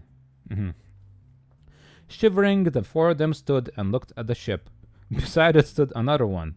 It was the Blagulon Kappa police craft, a bulbous shark-laughed affair, slate green in color and smothered with black stenciled letters of varying degrees of size and unfriendliness. The letters informed anyone who cared to read them as to where the ship was from, what section of the police it was assigned to, and where the power feeds should be connected. It seemed somehow unnaturally dark and silent, even for a ship whose two-man crew was at that moment lying asphyxiated in a smoke-filled chamber several miles beneath the ground. It is one of those curious things that is impossible to explain or define. But what can sense when a ship is completely dead? Ford could sense it and found it most mysterious. A ship and two policemen seemed to have gone spontaneously dead. In his experience, the universe simply didn't work like that. The other three could sense it too, but they could sense the bitter cold even more and hurried back into the heart of gold, suffering from an acute attack of no curiosity. Ford stayed and went to examine the Blagulan ship. As he walked, he nearly tripped over an inert steel figure lying face down in the cold dust. "Marvin," he explained. "What are you doing?" "Don't feel you have to take any notice of me, please," came a muffled drone. "But how are you, Metal Man?" said Ford. "Very depressed." "What's up?" "I don't know," said Marvin. "I've never been there." "Why," said Ford, squatting down beside him and shivering, "are you lying face down in the dust?" "It's a very effective way of being wretched," said Marvin. "Don't pretend you want to talk to me. I know you hate me." "No, I don't." "Yes, you do. Everybody does. It's part of the shape of the universe. I only have to talk to somebody and they begin to hate me. Even robots hate me. If you just ignore me, I expect I shall probably go away." He jacked himself up to his feet and stood resolutely facing the opposite direction. "That ship hated me," he said dejectedly, indicating the police craft. "That ship?" said Ford in sudden excitement. "What happened to it? Do you know?" "It hated me because I talked to it." "You talked to it?" exclaimed Ford. "What do you mean you talked to it?" "Simple. I got very bored and depressed, so I went and plugged myself into its external computer feed. I talked to the computer at great length and explained my view of the universe to it," said Marvin. "And what happened?" pressed Ford. "It committed suicide," said Marvin, and stalked off back to the Heart of Gold. He depressed the ship to death with his talks. And killed those two guys, the two cops along with it. Marvin, my beloved. How I love you so. Wonderful creature. Wonderful being.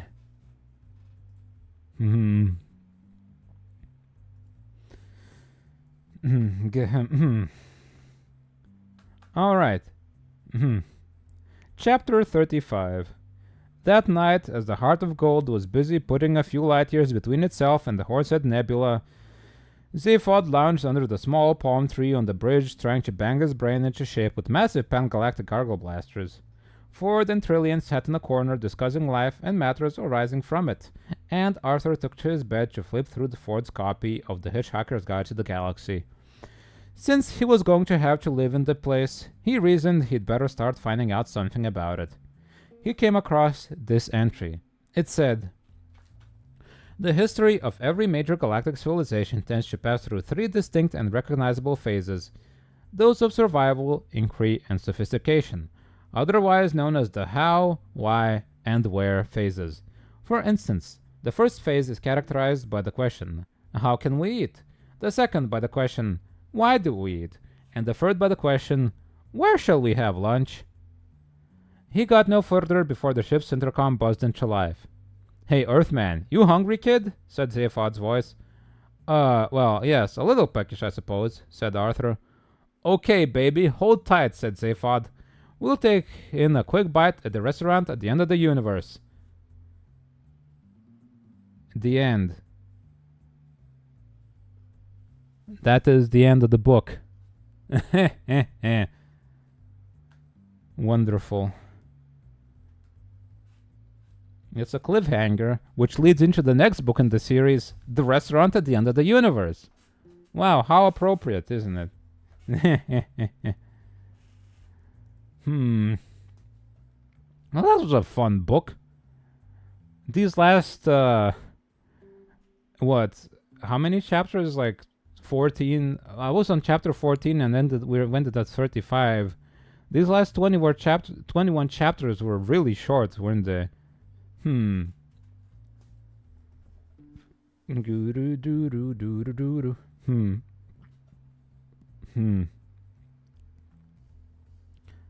But I like how they just went to this planet for some reason that Zaphod couldn't remember. Mm-hmm. And then they're like, you know what? How about we just leave? How about we just don't do it? This place sucks, kinda. So let's go home. Mm-hmm. And then they just left, and so it ended. Mm-hmm. But yeah, there you go. Mm-hmm. That is the Hitchhiker's Guide to the Galaxy. Let's hit the bricks. Yeah, it sucks and they hit the bricks. Wow. It just works, you know. Sometimes it just works. If it sucks, hit the bricks. I have the next book right here, but I don't suppose I will read this book right now. I will leave this book for some other time, and perhaps I will find another book to read for next time, and then I'll come back to this series as well at some point. Because I don't want to burn myself out on reading the same series of books, you know. As per my Kindle here, it says we are 20% of the way through the books. Because there's 5 of them. There's a lot of books. And they're all in this one singular volume. And it is very convenient.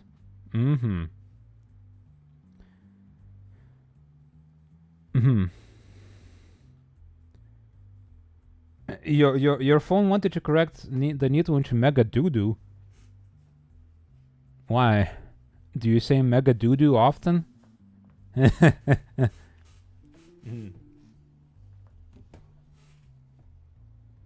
Also, how awake are you feeling, Minnie? I'm gonna stop recording now, and I don't know if I want to stop streaming just yet. It's only been 3 hours.